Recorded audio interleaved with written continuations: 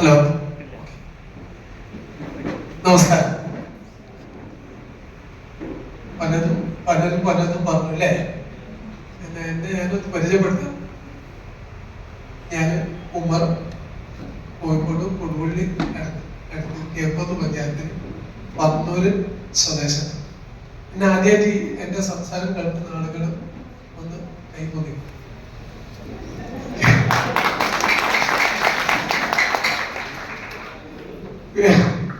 വീട്ടില് മദ്രസ വിട്ട് ഉസ്താദാണ് ഉമർന്ന് പറഞ്ഞു. ഒരു 10 മണി ഉസ്താദന്മാർക്ക് മദ്രസ കഴിഞ്ഞ ഒരു ചായ ഉണ്ടാവും അട്ടിപ്പാത്രത്തില്. അതിന്റെ നല്ല ഫുഡ് ഉണ്ടാക്കാൻ ഉസ്താദന്മാരല്ലേ. അതൊക്കെ കഴിച്ചിട്ട് വീട്ടിൽ പോയിട്ട് കിടന്നുറങ്ങും. ഉച്ചവരെ ഉറങ്ങും. ഇത് കഴിച്ച് കിടന്നുറങ്ങും. ഉച്ചക്ക് എഴുന്നേറ്റ് വീണ്ടും ഭക്ഷണം കഴിച്ച് പിന്നെയും ഉറങ്ങും. പിന്നെ വൈകുന്നേരം പിന്നെയോ ചാൻസിട്ട് ഉറങ്ങും. അപ്പൊ എന്റെ മെയിൻ തൊഴിൽ എന്താണ്? ഉറക്ക്. ഈ ഉറക്കും കൊലായത് ഒരു ചെറിയൊരു പഞ്ചായത്തിൽ നിന്ന് പാസ്സായ 35,000 രൂപയ്ക്ക് പാസ്സായ ഒരു ചെറിയ വീടുണ്ട്. കൊലായത് ചെറിയൊരു തിട്ടുണ്ട്. ആ തിട്ടുമ്പില് ഒരു മനുഷ്യന് ഇങ്ങനെ ഇരിക്കുക. നൂറുസാറോടെ പറഞ്ഞ പോലെ ഒരു കയ്യിലുള്ള ബനിയന്റെ ഒരു 100 ഓട്ടം ഉണ്ടാവും. ആ ഓട്ടമുള്ള ബനിയനുമായിട്ട് വീട്ടിലിങ്ങനെ ഇരിക്കുന്ന രംഗങ്ങളൊന്നും ആലോചിച്ച് 3 കൊല്ലം മുന്നേ അവിടുന്ന് മദ്രസയിൽ നിന്ന് 7,000 രൂപ ശമ്പളം ഉള്ളത് പിന്നെ 3,500 ആക്കി ചുരുക്കി കൊറോണ വന്ന സമയത്ത്. അപ്പൊ ഉറക്കിന്റെ ആശാനാണ് നേരത്തെ. അപ്പൊ ഞാൻ പെണ്ണുങ്ങളോട് പറയാം, ഇതിനൊക്കെ നല്ല ഉറങ്ങല. കാരണം എന്താ, 3,500 രൂപയ്ക്ക് മദ്രസ പോയി പെട്രോൾ അടിക്കണ്ടേ. അപ്പൊ അതുകൊണ്ട് പരിപാടി നൽകാൻ നിർത്തുക എന്ന് പറഞ്ഞിട്ട് എന്ത് ചെയ്തു, അവിടുന്ന് മദ്രസയിൽ നിന്ന് സലാം പറഞ്ഞു പിരിഞ്ഞ് വീട്ടിലിരുന്നു എന്നല്ല, ഇനി അങ്ങോട്ട് ഇനി എന്ത്, ഒരു 6 സെന്റ് ഭൂമിയിൽ ഒരു 850 സ്ക്വയർ ഫീറ്റിന്റെ ഒരു വീട് പഞ്ചായത്തിൽ നിന്ന് പാസ്സായ വീട്ടിൽ ഇങ്ങനെ ഇരിക്കുകയാണ്. വേറെ കണക്കും കാര്യങ്ങളും ഒന്നും എനിക്കറിയില്ല. അപ്പൊ എന്റെ ഒരു സുഹൃത്തുണ്ട് KC അലി മുസ്ലിയാർ, അദ്ദേഹം പപ്പാതായിട്ട്. അദ്ദേഹം എന്നോട് നോക്കിയ പോലെ ഏതായാലും ഇരിക്കണ്ട, എനിക്ക് അതിനൊരു 450 ഉറുപ്പിക മൂപ്പര് പച്ചക്കറി കച്ചവടം പന്തൂരങ്ങടിയുള്ള കച്ചവടക്കാരൻ. അപ്പൊ ഞാൻ KC ഞാൻ വരുന്നില്ല, കാരണം 450 ഉറുപ്പിക നിങ്ങൾ വൈകുന്നേരം തരും. പക്ഷെ 100 ഉറുപ്പിക ഒരാൾ തന്നിട്ട് ഇതിന് തക്കാളി ഉള്ളിയും പച്ചവടമാണ് തന്നെ എനിക്ക് കൊടുക്കാൻ കഴിയൂല. കാരണം അത് കണക്കൂട്ടിയിട്ട് എന്നെ കൊണ്ട് കഴിയൂല. അപ്പൊ അതിനേക്കാൾ നല്ല 450 ഉറുപ്പിക തൽക്കാലം വേണ്ട എന്ന് പറഞ്ഞിരിക്കുന്ന സമയത്ത് അവിടെ ജോലി ഒഴിവായ സ്ഥലത്തിന് അവിടെ അല്ലേ എന്നെ വല്ലാതെ ബന്ധപ്പെടുന്ന ഒരാളെ എന്നോട് വന്നു, മുറിസാദെ 7,000 ഉറുപ്പികളുടെ 7,500 ഉറുപ്പിക തരാം, എന്റെ 2 കുട്ടിയൊക്കെ ട്യൂഷൻ എടുക്കാൻ വേണം. അപ്പൊ ഞാൻ അദ്ദേഹത്തോട് പറഞ്ഞു, അദ്ദേഹത്തിന്റെ പേര് പറയുന്നില്ല, നിങ്ങൾ 1, 2, 3 മാസം 7,500 ഉറുപ്പിക തരും, പിന്നെ ഇപ്പൊ കൊണ്ട് തരാനും കഴിയൂല, എനിക്ക് വാങ്ങാനും തോന്നുന്നു. നിങ്ങൾ എന്റെ കഷ്ടപ്പാട് കണ്ടിട്ടാണ് ഇപ്പൊ എന്നെ വീട്ടിലേക്ക് ക്ഷണിക്കുന്നത്. പക്ഷെ അത് 7,500 ഉറുപ്പിക 500 ഉറുപ്പിക അധികം തരാം എന്ന് പറഞ്ഞാലും 2, 3 മാസം നിങ്ങൾക്ക് തരാൻ കഴിയും. പിന്നെ എനിക്ക് തരാൻ നിങ്ങൾക്കൊന്ന് കഴിയൂല, നിങ്ങൾ പ്രയാസപ്പെടും. അതുകൊണ്ട് എന്നെ പടച്ച ദൈവം എന്റെ വായി കയറിയിട്ടുണ്ടെങ്കിൽ, എന്റെ മക്കളിൽ വായി കയറിയിട്ടുണ്ടെങ്കിൽ അതിന്റെ ദൈവം എന്താണോ കണ്ടത് അത് ദൈവം കാണും. അതുകൊണ്ട് ഇക്കാര്യത്തിൽ നിങ്ങൾ ബേജാറാണ്ട, നിങ്ങൾ തൽക്കാലം സലാം പറഞ്ഞ് പിരിഞ്ഞോളി എന്ന് പറഞ്ഞാൽ അദ്ദേഹത്തെ തിരിച്ചയച്ചു. അദ്ദേഹം കരഞ്ഞോണ്ട വീട്ടിൽ നിന്ന് പോയത്, കാരണം ഞാനും മൂപ്പരെ അത്ര ബന്ധമുണ്ട്. അപ്പൊ അവിടുന്ന് തിരിച്ച് ഞാൻ പറഞ്ഞയച്ചെങ്കിലും ദൈവം എന്താണ് എന്നെ കണ്ടത് എന്ന് എനിക്കും അറിയില്ല. അദ്ദേഹം പറഞ്ഞയച്ചു, അദ്ദേഹത്തെ പറഞ്ഞയച്ചു. പിറ്റേന്ന് രാവിലെ എന്റെ ഒരു മകൾ, 2 ആണും ഒരു പെണ്ണുമാണ്. മകള് ഓടി വരുന്നുണ്ട്, ഉപ്പ എന്റെ ആ മെൻസസ്പിരിറ്റിന്റെ വേദന മാറി. അപ്പൊ ദൈവം എന്നെ രക്ഷപ്പെടുത്തുന്ന വഴിയിലേക്ക് കൊണ്ടുപോകുന്ന രംഗം. തലേ ഞാൻ അദ്ദേഹത്തോട് പറഞ്ഞ്, എന്നെ ദൈവം സൃഷ്ടിച്ചിട്ടുണ്ടെങ്കിൽ ആ ദൈവത്തെ തന്നെ എന്നെ പോറ്റാനും കഴിയും. അതുകൊണ്ട് നിങ്ങൾ ഈ കാര്യത്തിൽ ബേജാറാവണ്ട. 1-2 മദ്രസക്കാർ അന്വേഷിച്ചു. അപ്പൊ ഒരു മദ്രസയിൽ അന്വേഷിച്ചാലും അവരെന്ത് ചെയ്തു, ശമ്പളം വളരെ കുറച്ച് വന്നു. അയാൾക്ക് തന്നെ പുറത്താന്നുള്ള തീരുമാനത്തിലെത്തി. പിന്നെ മദ്രസ അന്വേഷണം നിർത്തി വെച്ചു. അങ്ങനെ അവിടെ നിന്ന് വീട്ടിലേക്ക് ഓടി വരുന്നിട്ട് പോകും. ഓടി വന്നിട്ട് എന്നോട് പറഞ്ഞു, ഉപ്പ എന്റെ ആ പ്രയാസം നീങ്ങി. അപ്പൊ 13ാമത്തെ വയസ്സിൽ തുടങ്ങിയ ഒരു മെൻഷൻ സ്പിരിറ്റിന്റെ വേദന ഉണ്ട്, കണ്ട് സഹിക്കാൻ പറ്റാതെ. സാധാരണ പെണ്ണുങ്ങൾക്കൊക്കെ ഉണ്ടാവും, അതുപോലെ ആയിരിക്കും എന്നെ പോകും. കാരണം കമയിന്ന് കിടന്ന് 2-3 തലക്കാണി പള്ളന്റെ ചോട്ടിൽ വെച്ചിട്ട് പിന്നെ ഇവിടെ ഇങ്ങനെ പൊട്ടിക്കരിയും. കരിയുന്ന രംഗം പുറത്ത് കേൾക്കൂല, കാല് നെഴുത്തിട്ടിട്ട് ഇങ്ങനെ അടിക്കും. ഈ രംഗം കാണുന്നത് 10-12 കൊല്ലായി. ഇതിനെന്ത് പരിഹാരം? പലതും കൊടുത്തു, പലതും ചെയ്തു, യാതൊരു മാറ്റമില്ല. അവസാനത്തെ നമ്പർ ഏതാണെന്ന് അറിയോ? പനഡോൾ കൊടുക്കും. പനഡോൾ കൊടുക്കുന്ന നേരം മോള് ചെയ്യും, ചോറ് കഴിക്കാൻ വരും. ആ ചോറ് കഴിച്ച് ഒരു അരമണിക്കൂർ നേരം, അത് കഴിഞ്ഞാൽ മോള് വീണ്ടും പോയി കിടക്കും. പിന്നെ ആ കഴിച്ചത് മുഴുവൻ ഛർദ്ദിക്കും. ഈ ഒരു നിലക്ക് മാറാത്ത ഈ ഒരു അസുഖം മാറി എന്ന് പറഞ്ഞപ്പോ പെട്ടെന്ന് എന്റെ മനസ്സിൽ ദൈവം തോന്നിപ്പിച്ചതാവാം എന്നാ ഞാൻ മനസ്സിലാക്കുന്നത്. എന്റെ ഭാഷയിൽ പറഞ്ഞ ഒരു ഇൽഹാം, ഒരു മുൽഹിമത്തിൽ ഒരു ഇൽഹാം ഉള്ളതുപോലെ എനിക്ക് തോന്നി എന്റെ ജീവിത വഴി ഇതിലൂടെയായിരിക്കും എന്ന് ഞാൻ മനസ്സിലാക്കി. ഉടനെ ഞാൻ എന്റെ മോളോട് പറഞ്ഞു, മോളെ പോലെ കഷ്ടപ്പെടുന്ന എത്രയോ സ്ത്രീകൾ ഭൂലോകത്തുണ്ടാവില്ലേ? ഉപ്പക്ക് പണിയില്ലാതെ ഒന്നും വെറുതെ നിൽക്കല്ലേ? എന്താ ചെയ്യാൻ മോളെ? നമുക്ക് എവിടുന്ന കുറച്ച് പൈസ എടുക്കാം, മോളെ ഈ പ്രൊഡക്റ്റ് നമുക്ക് കുറെ സ്ത്രീകൾക്ക് കൊടുക്കണം. അപ്പൊ അത് പറഞ്ഞാലും മോളെ ഭർത്താവ് ഉണ്ടായിരുന്നു. അപ്പൊ ഭർത്താവ് ഒപ്പം എന്നോട് പറയും, എനിക്കൊരു കുറി ഉണ്ടാകും, ആ ദ്വാരക്കണം എന്ന് പറയും. അപ്പോ ഈ കുറി ആ സമയത്ത് കിട്ടി. അതുമായിട്ട് ഇവര് എന്റെ വീട്ടിലേക്ക് വന്നത്. അത് എന്നോട് പറഞ്ഞില്ല. അപ്പൊ എന്നോട് പറഞ്ഞ് 50,000 രൂപ ഞാൻ തരാം, നിങ്ങളോട് ആ പറയുന്ന കുറി കിട്ടിയിട്ടുണ്ട്. അപ്പൊ ദൈവത്തിന്റെ രണ്ടാമത്തെ സഹായം നോക്കണം. ഒന്ന്, മകള് വേദന മാറി എന്ന് പറഞ്ഞ് വരുന്നത്. രണ്ടാമത് ഈ കുറി കിട്ടിയത് ഇതിലേക്കുള്ളൊരു വൈദ്യുതി വഴി. അവിടുത്തെ കുറി കിട്ടിയാലും ഞാൻ അദ്ദേഹത്തോട് പറഞ്ഞു, പുതിയാപ്പിള ഒരു വാർത്ത ഉസ്താദാണ്. അപ്പൊ അദ്ദേഹത്തോട് പറഞ്ഞു, 50,000 രൂപ എനിക്ക് തന്നാൽ ഒരു മാസം കൊണ്ട് നിങ്ങളെ കമ്പനിയുടെ പ്രൊഡക്റ്റ് വിറ്റിട്ട് ഞാൻ നിങ്ങളെ പൈസ തിരിച്ചു തരും. അപ്പൊ അത് പറഞ്ഞാലോ എവിടെ കിട്ടും? ഇപ്പൊ കിട്ടണമെന്ന്. ഉടനെ അയ്യപ്പനെ വിളിച്ച് ഞങ്ങളൊക്കെ ഒരു 5,000 രൂപയുടെ സാധനം വാങ്ങാൻ വേണ്ടിയിട്ട് പല ആളുകളും ലീഡേഴ്സ് പിന്നാലെ നടന്നിട്ട് കെഞ്ചിയിട്ട് ഇടക്കാരെന്നുള്ളവർക്ക് എടുക്കാം. പക്ഷെ ഇത് നിങ്ങൾ അങ്ങനെ തട്ടിക്കളിച്ചാൽ ഇത് ദൈവത്തിന്റെ ബിസിനസ്സാണ്. അദ്ദേഹം പയ്യെ പറയാം, ദൈവത്തിന്റെ ബിസിനസ്സാണ്. ദൈവത്തിന് ഇഷ്ടമില്ലാത്ത ഒരു തരികളെ കഴിയും ഇത് കഴിയില്ല. അവർക്ക് ബിസിനസ് ചെയ്യാൻ കഴിയും. അത് 100 കണക്കിന് പിന്നെ എന്റെ വഴി മാറിപ്പോകുന്നത് കൊണ്ട് ഞാൻ വഴിയെ പറയാം. ഏതായാലും പിന്നെ ഞാൻ 50,000 രൂപയുടെ സാധനം വാങ്ങി എന്തിനാണെന്നറിയോ? ബിസിനസ് ചെയ്യാനാണെങ്കിലും ഈ ഉസ്താദ്മാരൊക്കെ പൊതുവിൽ എന്താണെന്നറിയോ? ഒരേ പട്ടിണിയാണെങ്കിൽ നല്ല റേഡിയോ വാച്ച്മാനും നല്ല ബുള്ളറ്റുകളൊക്കെ ആയിരിക്കും. പക്ഷെ അവരെ ഉള്ളിലുള്ള പുറത്താരോട് പറയാറില്ല. കഷ്ടപ്പാടും വേവലാതികളും ഒരു ഉസ്താദ്മാരും പറയാറില്ല. അപ്പോ അവിടുത്തെ ഈ സംഭവം ഞാൻ ഫോട്ടോ എടുത്ത് സ്റ്റാറ്റസ് വെക്കും. കുറെ പ്രൊഡക്റ്റുകൾ ഉണ്ടാവും. അത് ഫോട്ടോ എടുത്ത് സ്റ്റാറ്റസ് വെക്കുന്നുണ്ടെങ്കിൽ ഞാൻ അത് ഫോട്ടോ എടുത്ത് സ്റ്റാറ്റസ് വെച്ചത് എന്തിനാണെന്നറിയോ? ഞാൻ പഠിപ്പിച്ച കുറെ കുട്ടികളുണ്ട്. അവരൊക്കെ ഉമർ ഉസ്താദ് കൊറോണ സമയത്ത് പട്ടിണിയിലാണ്, വിഷമത്തിലാണ് എന്ന് അവർ ചിന്തിക്കുന്നത് ഓർക്കുന്ന നേരത്ത് വല്ലാതെ ബേജാറാവും. ഞാൻ പഠിപ്പിക്കുന്ന മക്കൾ വലിയ ഉയരങ്ങളിലായിരിക്കും. അപ്പൊ ഞാൻ പഠിപ്പിച്ച മക്കള് ഉസ്താദ് വളരെ പ്രയാസത്തിലാണ്, അവര് ചിന്തിച്ചു പോകുന്നു പഠിച്ചിട്ട് ഇത് സ്റ്റാറ്റസ് വെച്ചാൽ ഞാൻ എന്തോ ഒരു പരിപാടി തുടങ്ങിക്കുന്നത് അവർക്ക് സമാധാനിക്കല്ലോ. ആ നിനക്ക് സ്റ്റാറ്റസ് വെച്ച് ആ സ്റ്റാറ്റസ് വെച്ച സമയത്ത് കുറെ ആളുകൾ എന്നോട് ചോദിച്ചു, എന്താ ഉസ്താദ് കുറെ പിന്നെ ചുവന്ന കുട്ടികളൊക്കെ നിങ്ങൾ വൈദ്യരായിരിക്കോ, ഡോക്ടറായിരിക്കോ, എന്താ കുറെ കുട്ടികളൊക്കെ ആ അന്വേഷിച്ച ആളുകൾ എന്നോട് ഇഷ്ടപ്പെട്ട ആളുകളാണ് ഞാൻ മനസ്സിലാക്കി. അവരൊക്കെ പേര് ഞാൻ എഴുതി വെച്ചു. ഒരു 25ഓളം ആളുകളാണ് അന്വേഷിച്ചത്. അപ്പൊ നേരത്തെ കുരുട്ടുബുദ്ധി എനിക്ക് നല്ലോണ്ട്. അപ്പോ അവിടുന്ന് എന്ത് ചെയ്തെന്നറിയോ? ഈ 25 ആള് ഞാൻ പോയിന്റ് എഴുതി വെച്ചു. 25 ആള് എന്നോട് ഇഷ്ടമുള്ള ആളുകളാണല്ലോ എന്നോട് അന്വേഷിക്കാൻ.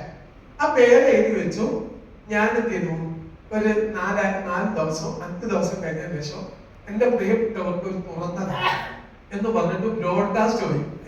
ഗ്രൂപ്പ് ഉണ്ടാക്കിയ അതിന്റെ ആരെങ്കിലും എന്തെങ്കിലും പറഞ്ഞാൽ കുരുമാലാവും.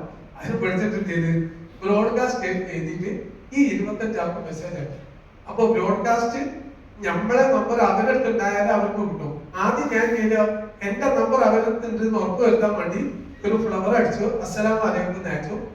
അപ്പൊ 4-5 ആൾക്കാര് സലാം എടുക്കുന്നില്ല, ഒരു ഫ്ലവറും ഇല്ല. അപ്പൊ ഞാൻ ചോദിച്ചത് നിങ്ങള് പിന്നെ ഞാനൊരു സലാം പറഞ്ഞിട്ട് തിരിച്ചയക്കാത്തത്.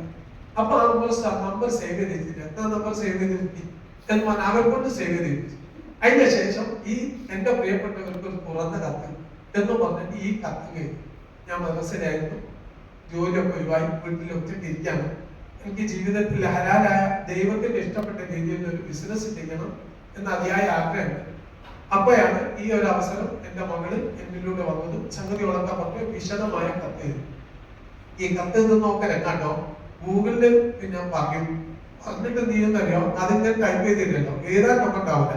അപ്പൊ ഗൂഗിളിൽ ഞാൻ ടൈപ്പ് ചെയ്യൂ, അതിന് കുറെ തെറ്റുകളൊക്കെ ഉണ്ടാവും.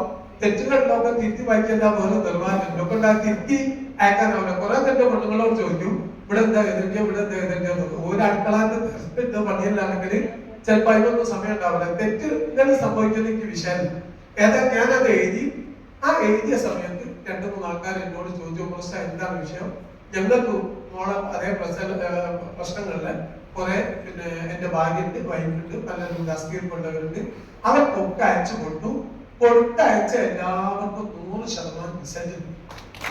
അപ്പൊ ആദ്യം ഞാൻ കൊടുത്തയച്ച് ചെറു സാറാണ്. ചെറു സാർ കൊടുത്തയച്ചാൽ അദ്ദേഹത്തിന്റെ വൈഫിന് മെൻഷൻ സ്പിരിറ്റിന്റെ വേദന ഉണ്ട്, അത് മാറി. അദ്ദേഹത്തിന്റെ ഉമ്മാക്ക് ഒരു ഉണ്ടായിരുന്നു, അത് മാറി. അപ്പൊ എന്നോട് പറഞ്ഞേ, അപ്പൊ ഞാൻ ബിസിനസ്സിലേക്കൊന്നും ഇറങ്ങില്ല, ആ ചിന്ത എന്റെ അടുത്തില്ല. കാരണം ബിസിനസ്മാൻ നേരത്തെ ആവട്ടെ, അതായില്ലല്ലോ. അപ്പൊ ചേറൂരാണ് എന്നോട്, ചേറൂർ അബ്ദുറഹ്മാൻ സാറാണ് എന്നോട് പറഞ്ഞു, സാർ ഇത് വലിയൊരു സംഭവമാണ്, ഞാൻ ഗൾഫ് നിർത്തിയിട്ട് ഒരു മില്ല് തുടങ്ങാൻ പോകാം, പക്ഷെ ഇത് നമുക്ക് ബിസിനസ് ആയി ചെയ്തൂടെ. അപ്പൊ ഞാൻ ചെറുവിനോട് ചോദിച്ചു, അദ്ദേഹത്തിന്റെ പേര് ഞാൻ പറയാറില്ല, അദ്ദേഹത്തിന്റെ പേരിനെ ചോദിച്ചു, ചെറുനോ നിങ്ങൾ പറഞ്ഞാണെങ്കിൽ നമുക്ക് 2 കോടി ആക്കാം, ധൈര്യത്തിന് ഇറങ്ങിക്കോളി സാറേ, ഞാൻ റെഡിയാണ് എന്ന് പറഞ്ഞ് ഇറങ്ങിയത്. 3 കൊല്ലം മുന്നേ, 3.5 കൊല്ലമായിട്ടുണ്ടാവും. ആ 3.5 കൊല്ലം മുന്നേ ഇറങ്ങിയ സമയത്തൊന്നും ഇങ്ങനെ ഒരു അവസ്ഥയിലെത്തും ഞാൻ വിചാരിച്ചല്ല. ദർസിൽ പഠിക്കുന്ന സമയത്ത് സാഹിത്യ സമാജം ഉണ്ടാവും. അന്ന് സാഹിത്യ സമാജം അല്ലാന്ന് പിന്നെ ഈ സംസാരിക്കാൻ എല്ലാരെയും നിർബന്ധമായിരുന്നു. ആ സമയത്ത് ബാത്റൂമിൽ പോയി കുത്തിരിക്കില്ല, സാഹിത്യ സമാജം തീരുന്നവരെ. കാരണം എന്താണെന്ന് അറിയോ, ബാത്റൂമിൽ അവതാരം ശല്യപ്പെടുത്തുന്നവർക്ക് പിന്നെ സാഹിത്യ സമാജം ഒക്കെ കഴിഞ്ഞെന്ന് കണ്ടാൽ ചെയ്യും, പുറത്തിറങ്ങിയിട്ട് പോകും. അപ്പൊ ആരോ ചോദിച്ചാൽ, ഉസ്താദ് ചോദിച്ചാലും പിറ്റേന്ന് അടിയൊക്കെ കിട്ടും. എന്നാലും ഞാൻ പറയും ബാത്റൂമിലാണ് അടി പറഞ്ഞാലും സാരല്ല, സംസാരിക്കാൻ കഴിയില്ല. ഇങ്ങനത്തെ ഒരു അവസ്ഥ മൈ ലൈഫിൽ വന്നതിന് ശേഷം എന്താവും അറിയാനൊക്കെ മൈ ലൈഫിൽ തന്നെയാണ് വരുന്നത്. പക്ഷെ വരാതെ നേരത്തെ പിന്നെ നമ്മളെ ഷമീർ സാർ പറഞ്ഞല്ലോ, ഇന്നലെ ഒരു 2-3 ദിവസം മുന്നേ പിന്നെ ഓഫീസിൽ നിന്ന് എന്നെ വിളിച്ചു. അപ്പൊ എന്നെ വിളിച്ചിട്ട് ഉമർ സാർ അല്ലേ ചോദിച്ചു, അവർക്കറിയാം ഇത് ഓഫീസിൽ നിന്ന് വിളിക്കുന്നത്. അപ്പൊ എന്താന്ന് ചോദിച്ചു, ട്രിവാൻഡ്രം, പിന്നെ കോട്ടയം, പിന്നെ ആലപ്പുഴ, പാലക്കാട്, ഈ 3 സ്ഥലത്ത് എവിടാണ് സാർക്ക് പിന്നെ ഗസ്റ്റായി പോകാൻ കഴിയാം. ഞാൻ ആകെ 2 മിനിറ്റ് ഇടി പറ്റിയതുപോലെ തരത്ത് നിന്ന് പോയി. എന്താ ഈ ആയിരക്കണക്കിന് കോടീശ്വരന്മാരെ വളർത്തുന്ന, ലക്ഷാധിപതികളെ വളർത്തുന്ന ഒരു കമ്പനിയിൽ നിന്നും കേരളത്തിന്റെ ഓഫീസിൽ നിന്ന് വിളിക്കുക, ഉമർ സാർ കേട്ടാ പോകാൻ ഇഷ്ടം. പെട്ടെന്ന് ഒന്നും പറയാൻ പറ്റില്ല. അപ്പൊ എന്നോട് ചോദിച്ചു, എന്താ സാറൊന്നും ഉണ്ടാകും. അപ്പൊ ഒന്നുമില്ല, ഞാൻ സംസാരിച്ച് പഠിച്ചിട്ടൊന്നും അല്ല, സാറ് സംസാരം ഞങ്ങൾ കേട്ടു, അത് മതി, വേറൊന്നും കൂടുതലൊന്നും വേണ്ടാന്ന്. അവസാനം ഞാൻ പറഞ്ഞു, ഇത് പാലക്കാടോ അടുത്ത്, കോട്ടയം അടുത്ത്, തിരുവനന്തപുരം അടുത്ത് എനിക്കറിയില്ല. ഞാൻ അത്ര പോലും, ഞാൻ പന്നൂരും കൊടുവള്ളി എന്നല്ലാതെ അതിന്റെ അപ്പുറം പോകാറില്ല. അപ്പൊ അവിടുന്ന് എവിടെ ദൂരം എനിക്ക് വരുന്ന എനിക്ക് ആലോചന കിട്ടില്ല. അവസാനം ഞാൻ പറഞ്ഞു പാലക്കാട്, കാരണം പാലക്കാട് എപ്പോഴും കേൾക്കുന്നുണ്ടല്ലോ. അപ്പൊ അത് കഴിഞ്ഞിട്ടായിരിക്കും കോട്ടയം. അപ്പോഴും ഞാൻ വിചാരിച്ചു, എനിക്കറിയില്ല കോട്ടയം എവിടാ പാലക്കാട് എവിടാ. ഏതായാലും ഞാൻ പാലക്കാട് പറഞ്ഞിട്ടുണ്ട്. അപ്പൊ ഈ 17-ാം തീയതിയോ ഏതൊരു ദിവസത്തേക്ക് എന്നെ ക്ഷണിച്ചിട്ടുണ്ട്. അപ്പൊ ഞാൻ പറഞ്ഞിട്ടുണ്ടായിരുന്നു, ഒന്നും അല്ലാത്ത ഒരു ഉസ്താദിനെ, കിടന്നിറങ്ങി ജീവിതം തള്ളി നിൽക്കുന്ന ഒരു ഉസ്താദിനെ ഈ ഒരു അവസ്ഥയിലേക്ക് 3 കൊല്ലം കൊണ്ട് എത്തിച്ചിട്ടുണ്ടെങ്കിൽ, 3 കൊല്ലം മുന്നേ 7500 രൂപ ശമ്പളം ഉസ്താദിന് ഇന്ന് മാസത്തിൽ 1.5 ലക്ഷം 1.5 ലക്ഷം മാസം ഒരു അവസ്ഥയിലേക്ക് മാറ്റിയെടുത്ത കമ്പനിയുടെ പേരാണ് മൈലൈഫ്. നമ്മൾ എന്താ ചെയ്യേണ്ടത്?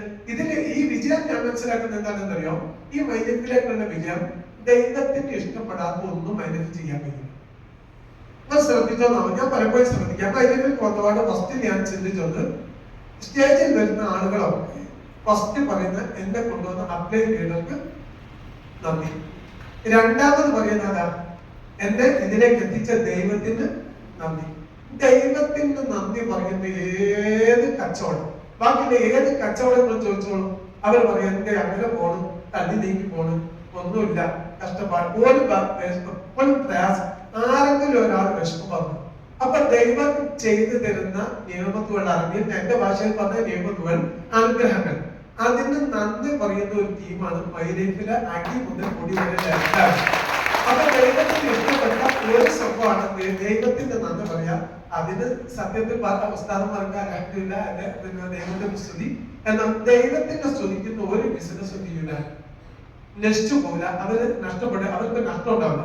രണ്ടാമത് ഞാൻ മനസ്സിലാക്കി, ഓരോ മനുഷ്യനും എന്തൊക്കെ ദുസ്വഭാവം ഉണ്ടോ അതൊക്കെ മൈലേജിലേക്ക് വരുന്നതോടുകൂടെ ആ ദുസ്വഭാവങ്ങൾ ഓരോന്ന് മാറ്റിക്കൊണ്ടിരിക്കും. നമ്മൾ മതസംഘടനകളെ എന്നെ സംബന്ധിച്ചിടത്തോളം പല സ്ഥലമാനൊക്കെ കാണുന്നുണ്ട്. പല മതസംഘടനകളിലെ കുട്ടികളെ രജിസ്ട്രേഷൻ ചെയ്യാൻ കാരണം എന്താണെന്ന് അറിയാം, അവര് നന്നാവാൻ വേണ്ടി. നല്ല ആളുകളുടെ കൂടെ കൂടിയാൽ കുട്ടികൾ നന്നാവും. അപ്പൊ ഏതെങ്കിലും ഒരു സംഘടനയുടെ, ഞാനൊരു സംഘടനയുടെ പേര് പറയില്ല, ഏതെങ്കിലും ഒരു പിന്നെ ഈ ചെറുപ്പക്കാരുടെ സംഘടനയിലേക്ക് കുട്ടികളാക്കുന്നത്, ഞാനൊക്കെ ആക്കുന്നത് എന്തിനാണെന്ന് അറിയോ, ആ കുട്ടികൾ പിന്നെ നല്ലവരുടെ കൂടെ കൂടുന്നവരും നന്നാവല്ലോ. എന്നാൽ മൈലേജിലേക്ക് നമ്മൾ നോക്കുള്ളൂ. മൈലേജിലേക്ക് അതുകൊണ്ട് മറ്റേത് വേണ്ടതല്ല, സംഘടനകളൊക്കെ എല്ലാവർക്കും ആവശ്യമുണ്ടാവും. മൈലേജിന്റെ ലീഡേഴ്സിന്റെ ഒപ്പം ആക്കിയാല്, ഉദാഹരണത്തിന് എന്റെ മോന് ഓരോ നിമിഷവും എന്റെ പണ്ട് എന്റെ മോൻ കേൾക്കുന്നത് മുഴുവൻ നല്ലതാണ്. ഈ നല്ലത് മുഴുവൻ കേൾക്കുന്നേരം മക്കൾ ആ രീതിയിൽ എന്ത് ചെയ്യാണ് മുന്നോട്ട് പോയിക്കൊണ്ടിരിക്കുക. മക്കൾ ഓട്ടോമാറ്റിക്കായിട്ട് എന്റെ ടീമിലുണ്ട് ഒരു പിന്നെ സിസർ വലിക്കുന്ന ലീഡറുണ്ടായി. അപ്പൊ കുറെ ഞാൻ ചെയ്തു, അദ്ദേഹത്തോട് പറഞ്ഞത് ഈ പുക വലിച്ചിട്ട് ടീമിലേക്ക് പോകുന്നു, ഇത് നമുക്ക് യോജിച്ചല്ല. ഒന്നുങ്ങളെ വേർപ്പ് നടക്കും, രണ്ടാമത്തെ വായു നാറും. അതൊന്നും ലീഡേഴ്സ് പോയിട്ടുള്ള ലീഡേഴ്സിന് യോജിച്ചല്ല. അതുകൊണ്ട് നിങ്ങൾ ആ പണിയെടുക്കുന്ന പലതവണ പറഞ്ഞു. അതിനെന്ത് ചെയ്തു, അദ്ദേഹത്തിന്റെ ഒരു GTS-ൽ അദ്ദേഹത്തിന്റെ ഉമ്മ വന്ന സമയത്ത് ഞാൻ എന്ന് പറഞ്ഞു, നമ്മളെ മൈലേജിന്റെ ലീഡേഴ്സിന്റെ ഒരു പിന്നെ പ്രയാസങ്ങളും കാണില്ല, സിസർവൽ പോലും ഉണ്ടാവില്ല. അപ്പോഴത്തെ കൈക്ക് ഉമ്മ പറഞ്ഞ് അത് കളവാണ് ഉസ്താദെ, എന്റെ മോന് സിസർ വരയ്ക്കുന്നില്ല. ഉടനെ വിളിച്ചു മൂപ്പരാണ് സ്റ്റേജിൽ വിളിച്ചിട്ട് ഉമ്മാണ് ഈ കംപ്ലൈന്റ് പറയുന്നത്, ഇത് ഇവിടെ വെച്ച് എന്തോ തീരുമാനമാക്കണം, ഒന്നുകിൽ നിങ്ങൾ മൈൻഡ് ചെയ്യാതെ സിസർ വെച്ച് മുന്നോട്ട്. ചുരുക്കി പറയാം, അവിടെ വെച്ച് സിസർ വലി നിർത്തി. സിസർ വലിയ അപ്പൊ അദ്ദേഹം സെക്കൻഡുകൾ സിസർ വലിക്കാൻ വേണ്ടി സെക്കൻഡുകൾ ഉപയോഗിക്കും. അതായത് 2 മിനിറ്റ് പിന്നെ വലിക്കും. അപ്പൊ അവിടെ നിന്ന് ആ സിസർ വലി നിർത്തിയത് ആ കുടുംബത്തിൽ എത്ര വലിയ സന്തോഷം ഉണ്ടാവുക. എന്നാൽ ചെറുപ്പക്കാരെ നമ്മളെ കുട്ടികൾ മറ്റു പല ഗ്രൂപ്പ് ബിസിനസ്സിലും പോയിട്ട് പല മാറ്റിലും അടിമപ്പെട്ടു പോവാ. എന്നാൽ ഇവിടെ എന്ത് ചെയ്യാണ്, ലീഡർ ക്വാളിറ്റിയിലേക്ക് വരുന്ന സമയത്ത്, ഉദാഹരണത്തിന് ഒരൊറ്റ ഉദാഹരണം പറഞ്ഞില്ല, എന്റെ സ്വഭാവത്തിലായ മാറ്റം. ഞങ്ങളൊരു പിന്നെ കണ്ണൂർ വിസ്മയിൽ ഒരു ട്രിപ്പ് പോകാൻ വേണ്ടിട്ട് നിൽക്കാണ്. അപ്പൊ താമരശ്ശേരി സ്റ്റാൻഡിൽ വന്ന സമയത്ത് ബിജു സാറോട് ഞാൻ നേരത്തെ എത്തുന്ന ആള്, ഇവിടെ ഞാൻ നേരത്തെ എത്തിക്കും. ഇവിടെ ഒരു എനിക്ക് തോന്നി ഞാൻ നിങ്ങളോട് പറയാൻ 9:00 കൂടെ എത്തിട്ടോ.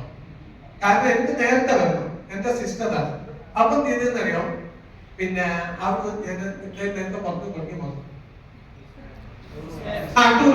നേരത്തെ ടൂർ പോകാൻ ഞാൻ നേരത്തെ താമരശ്ശേരി എത്തിയാലോ പൊതുവിൽ എന്റെ സ്വഭാവം വെച്ചിട്ട് ഞാൻ ഫോട്ടോ എടുത്തിട്ടു. ഞാൻ പറഞ്ഞു ഇവിടെ ആരും പറ്റിയില്ലല്ലോ, എടുത്ത പറ്റി. ബിജു സാർ ഉടനെ എന്നെ വിളിച്ചത്, ഏത് എന്റെ ഉസ്താദല്ല, എന്റെ മാതാപിതാക്കളല്ല, ബിജു എന്ന പേരില്ല എന്റെ ലീഡർ എന്നെ വിളിച്ചിട്ട് എന്നോട് ചോദിക്കാം, എന്തോ ഉസ്താദേ നിങ്ങളൊക്കെ RTC ലീഡറല്ലേ, ഇനിയും ഈ സ്വഭാവം ഒന്നും മാറ്റാൻ കഴിഞ്ഞില്ല.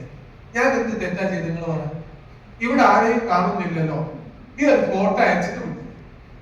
അപ്പോൾ ഉടനെ മിസ്റ്റർ എന്നോട് പറയാം, മോസ്റ്റ അവിടെ നിങ്ങൾ ചെയ്യേണ്ടത്, ഞാൻ ഇവിടെ എത്തിയിട്ടുണ്ട്, ഇവിടെ ആരും കാണുന്നില്ലല്ലോ എന്നല്ലേ എന്റെ മനസ്സിലെ ദുസ്വഭാവം കൊണ്ട് എഴുതിയ. പക്ഷെ എന്റെ ലീഡർ അപ്പ ആ സ്പോട്ട് തിരുത്തി, ഞാൻ ഇവിടെ എത്തിയിട്ടുണ്ട് എന്നാണ് നിങ്ങൾ എഴുതേണ്ടത്. നിങ്ങൾ എനിക്ക് ഈ സ്വഭാവം ഒന്നും മാറ്റിയിട്ടില്ല. സംഗതി വലിയ തെറ്റായിക്കൊണ്ട് തോന്നുന്നുണ്ട്, എനിക്ക് തോന്നിയില്ലായിരുന്നു, പക്ഷെ ഇപ്പൊ വലിയ തെറ്റായി തോന്നുന്നു. കാരണം ഒരു ലീഡർ, ഒരു പക്കതല്ല ലീഡർ എങ്ങനെ സംസാരിക്കണം, എങ്ങനെ ചിരിക്കണം, എങ്ങനെ ഇരിക്കണം, എങ്ങനെ നടക്കണം, എങ്ങനെ നോക്കണം, ഓരോന്നും നമ്മുടെ ലീഡേഴ്സ് നമ്മൾ നോട്ട് ചെയ്തുകൊണ്ടിരിക്കുക. അപ്പൊ ഞാൻ പറഞ്ഞുകൊണ്ടുവരുന്നത്, ഒന്നല്ലാത്ത ഒരവസ്ഥയിൽ നിന്നും നമ്മുടെ കമ്പനി, നമ്മുടെ ലീഡേഴ്സ്, നമ്മുടെ ഷമീർ സാറൊക്കെ പിന്നെ എല്ലാ സമയത്തും ഷമീർ സാറെ യൂട്യൂബിൽ ഏത് സംസാരം അതൊക്കെയാണ് ഞാൻ നിരന്തരം കേൾക്കുന്നത്. പക്ഷെ എന്റെ ഒരു വിഷയം എന്താണെന്നറിയോ, ഞാൻ എന്ത് കേട്ടാലോ പിന്നെ എന്റെ ഭാഷയിൽ വായിക്കാനൊന്നും തിരിയില്ല, ആ രീതിയിൽ എഴുതി വെക്കും. വൈകുന്നേരം വന്നപാട് ഒന്നിനെ ഉസ്താദന്മാരോട് പറഞ്ഞു, ഇത് പിന്നെ മണിച്ചേക്കല്ലേ നിങ്ങൾ പെട്ടോ ഉടായിപ്പല്ലേ. അപ്പൊ യൂട്യൂബില് 3-4 പ്രഭാഷണം ഇതിനെ കുറിച്ച്, ആളെ പേര് ഞാൻ പറയില്ല, പ്രഗത്ഭന്മാരായ 2-3 പണ്ഡിതന്മാർ, അവര് ഇതിന് വളരെ കർശനമായി എതിർക്കുന്നു. ആ 3 വീഡിയോ ഫുള്ള് കേൾക്കും. കേട്ടതിന് ശേഷം ഞാൻ എന്ത് ചെയ്തു, അവരാരോപണം, അവർ കാര്യമായിട്ട് പറയുന്ന ആരോപണം, ഈ 3 ആളും പറയുന്ന ഒരേ ആരോപണം, അധ്വാനിക്കാതെ വരുമാനം കിട്ടുന്ന സംഭവമാണ്. അത് ഏതിനെ കുറിച്ചിട്ട് അവർ പറയുന്നറിയോ, മണിച്ചേനെ കുറിച്ചിട്ട്. ആളെ ചേർത്തിട്ട് അധ്വാനിക്കാതെ പൈസ കിട്ടുന്ന സംവിധാനത്തെ കുറിച്ചിട്ടാണ് യൂട്യൂബിൽ സംസാരിക്കുന്ന ഉസ്താദന്മാരൊക്കെ. അവർക്ക് എന്ത് മനസ്സിലാക്കി കൊടുത്തില്ല? MLM എന്താണ്, മൾട്ടി ലെവൽ എന്താണ്, മണി ചെയിൻ എന്താണ്, അവരാരും മനസ്സിലാക്കി കൊടുത്തില്ല. അവർ മനസ്സിലാക്കി ഒക്കെ മണി ചെയിൻ എന്നുള്ളതില്ല. അങ്ങനെ കാര്യങ്ങൾ ബോധ്യപ്പെട്ട് മനസ്സിലാക്കിയാലോ മൈലേജ് നമ്മളെ കമ്പനി MLM ഇല്ല. അങ്ങനത്തെ ഈ ഉസ്താദുമാർ പറയുന്ന ഒരാരോപണം ഇതിലില്ല. പിടിച്ചു പറയില്ല, കബളിപ്പിക്കലില്ല, വഞ്ചനല്ല, കളം പറയില്ല, ഒന്നുമില്ല. എന്നാൽ ബാക്കിയുള്ള ബിസിനസ്സിൽ എന്തൊരു മീൻ കച്ചവടം ചെയ്യുകയാണെങ്കിൽ ശരി, ഒരു പച്ചക്കറി കച്ചവടം ചെയ്യുകയാണെങ്കിൽ ശരി, എന്തിനും കളുവറിയുണ്ട്. എന്റെ നാട്ടിലൊരു മെഡിക്കൽ ഷോപ്പ് നടത്തുന്ന ഒരാള് എന്നെ ഉപദേശിക്കാൻ വേണ്ടി വിളിച്ചു. അദ്ദേഹം വിദേശത്താണ്. അപ്പൊ എന്നോട് എനിക്ക് പറ്റിയ പണിയല്ലത്, എനിക്കൊക്കെ ഒരു ഉസ്താദല്ലേ. അപ്പൊ ഞാൻ അദ്ദേഹത്തോട് ചോദിച്ചു, നിങ്ങളെ ജോലി എന്താ? അപ്പൊ മെഡിക്കൽ ഷോപ്പാണ്. എന്റെ നാട്ടില് കൊടുവള്ളിയില് ദുബൈയിലൊക്കെ ഉണ്ട്. അപ്പൊ ഞാൻ ഒരു മിനിറ്റ് നിങ്ങൾ കട്ട് ചെയ്തിട്ടോ. ഞാൻ അദ്ദേഹത്തോട് പറഞ്ഞു, നിങ്ങളുടെ വരുമാനമാണോ ശരി അല്ല എന്റെ വരുമാനം എന്നുള്ള ഒരു മിനിറ്റോടെ ഞാൻ തെളിയിച്ചതാണ്. അദ്ദേഹത്തോട് ഞാൻ ചോദിച്ചു, നിങ്ങൾ ഈ ഇന്നേ വരെയായിട്ട് എത്ര ആളുകളുടെ കിഡ്നി നശിപ്പിച്ചിട്ടുണ്ട്, എത്ര ആളെ ലിവറെ നശിപ്പിച്ചിട്ടുണ്ട്? ആ ലിവറും കിഡ്നിയും നശിപ്പിച്ചിട്ടാണ് നിങ്ങളെ അക്കൗണ്ടിൽ നിന്ന് വരുമാനം വരുന്നത്. എന്റെ പണി എന്താണ്? നിങ്ങൾ കേടെടുത്തിയ കിഡ്നി ഉണ്ടോ ലിവർ ഉണ്ടോ അത് നന്നാക്കുന്ന ഡ്യൂട്ടിയാണ് എന്റെ. അല്ല നിങ്ങൾ ചിന്തിക്ക്, മെഡിക്കൽ ഷോപ്പുകാരെ ഒന്നും നമ്മളെ കുറ്റം പറയാൻ ആർക്കും അവകാശമല്ല, ഒരാൾക്കും അവകാശമല്ല. അവര് ജനങ്ങളെ രോഗികളാക്കിയിട്ടാണ് അവര് വരുമാനം വരുന്നത്. നമ്മളോ ആ രോഗത്തിൽ നിന്ന് അവരെ ശരീരത്തെ റീകണ്ടീഷൻ ചെയ്ത് അവരെ റീഫ്രഷ് ചെയ്ത് അവരെ ശുദ്ധീകരിച്ച് കൊണ്ടുവരികയല്ലേ നമ്മളെ പണി. എന്നാലോ ഇത് വരുന്നല്ലാണോ വെൽനസ് കമ്പനി തന്നെ നേരത്തെ എന്ത് ചെയ്ത് ഫുഡ് ഐറ്റംസ് രജിസ്ട്രേഷൻ ചെയ്ത് അപ്പൊ നമുക്ക് ആർക്കും കൊടുക്കാം.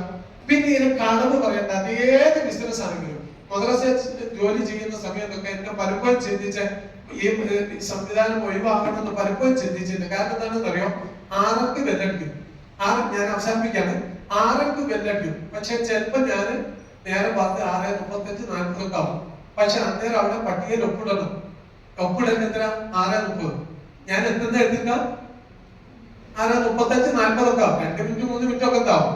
എന്നാലും തിരിച്ചു പോകുന്ന സമയത്ത് 9:00ക്കാണ് തിരിച്ചു പോരുക. അപ്പൊ 6:30 to 9:30 വരും. പക്ഷെ ചില സമയത്ത് പെണ്ണുങ്ങൾ വിളിക്കും, പെട്ടെന്ന് വന്ന് വിരുന്നുകാർ വന്നിട്ട്. അപ്പൊ ഞാൻ ഓടിപ്പോകും. അപ്പൊ ഈ സമയത്ത് എന്ത് ചെയ്യും? വീട്ടിലേക്ക് ഞാൻ പോകും. എന്നാൽ ശമ്പളം വാങ്ങുന്ന സമയത്ത് ഈ പൈസ എനിക്ക് വാങ്ങൽ ഹലാലാണോ എന്ന് ഞാൻ പലപ്പോഴും ചിന്തിച്ച് ബേജാറാവും. പക്ഷെ അത് വേണ്ടാന്ന് പറഞ്ഞാൽ പറ്റി ശമ്പളം ഒന്നും ഉണ്ടാവില്ല. കാരണം എന്താ, ആകെ കുറഞ്ഞ ശമ്പളം. അതിന് ദിവസം സദറിനോട് ചെയ്യും 100 രൂപ 200 രൂപ മീൻ വാങ്ങാൻ വേണ്ടിട്ട് മിസ്സിൽ മദ്രസ പെണ്ണടിക്കാൻ നേരത്തെ ചെയ്യും പെണ്ണുങ്ങൾ ഒരു മിസ്സിലില്ല. അതിനാണെന്നറിയോ മീനും പച്ചക്കറിയും വാങ്ങണം. അപ്പൊ എടുത്ത പൈസ സദർസ്ഥാനോട് വാങ്ങും 100 രൂപ. മൂപ്പര പട്ടികയിൽ എഴുതും. ശമ്പളം കിട്ടുന്നവരെ ആകെ 200 രൂപ 300 രൂപ ഉണ്ടാകുക. ഈ 200 രൂപ 300 രൂപ ഈ പൈസ കീക്കണോന്ന് പറഞ്ഞാൽ പിന്നെ എവിടുത്തെ നമുക്ക് വരുമാനം?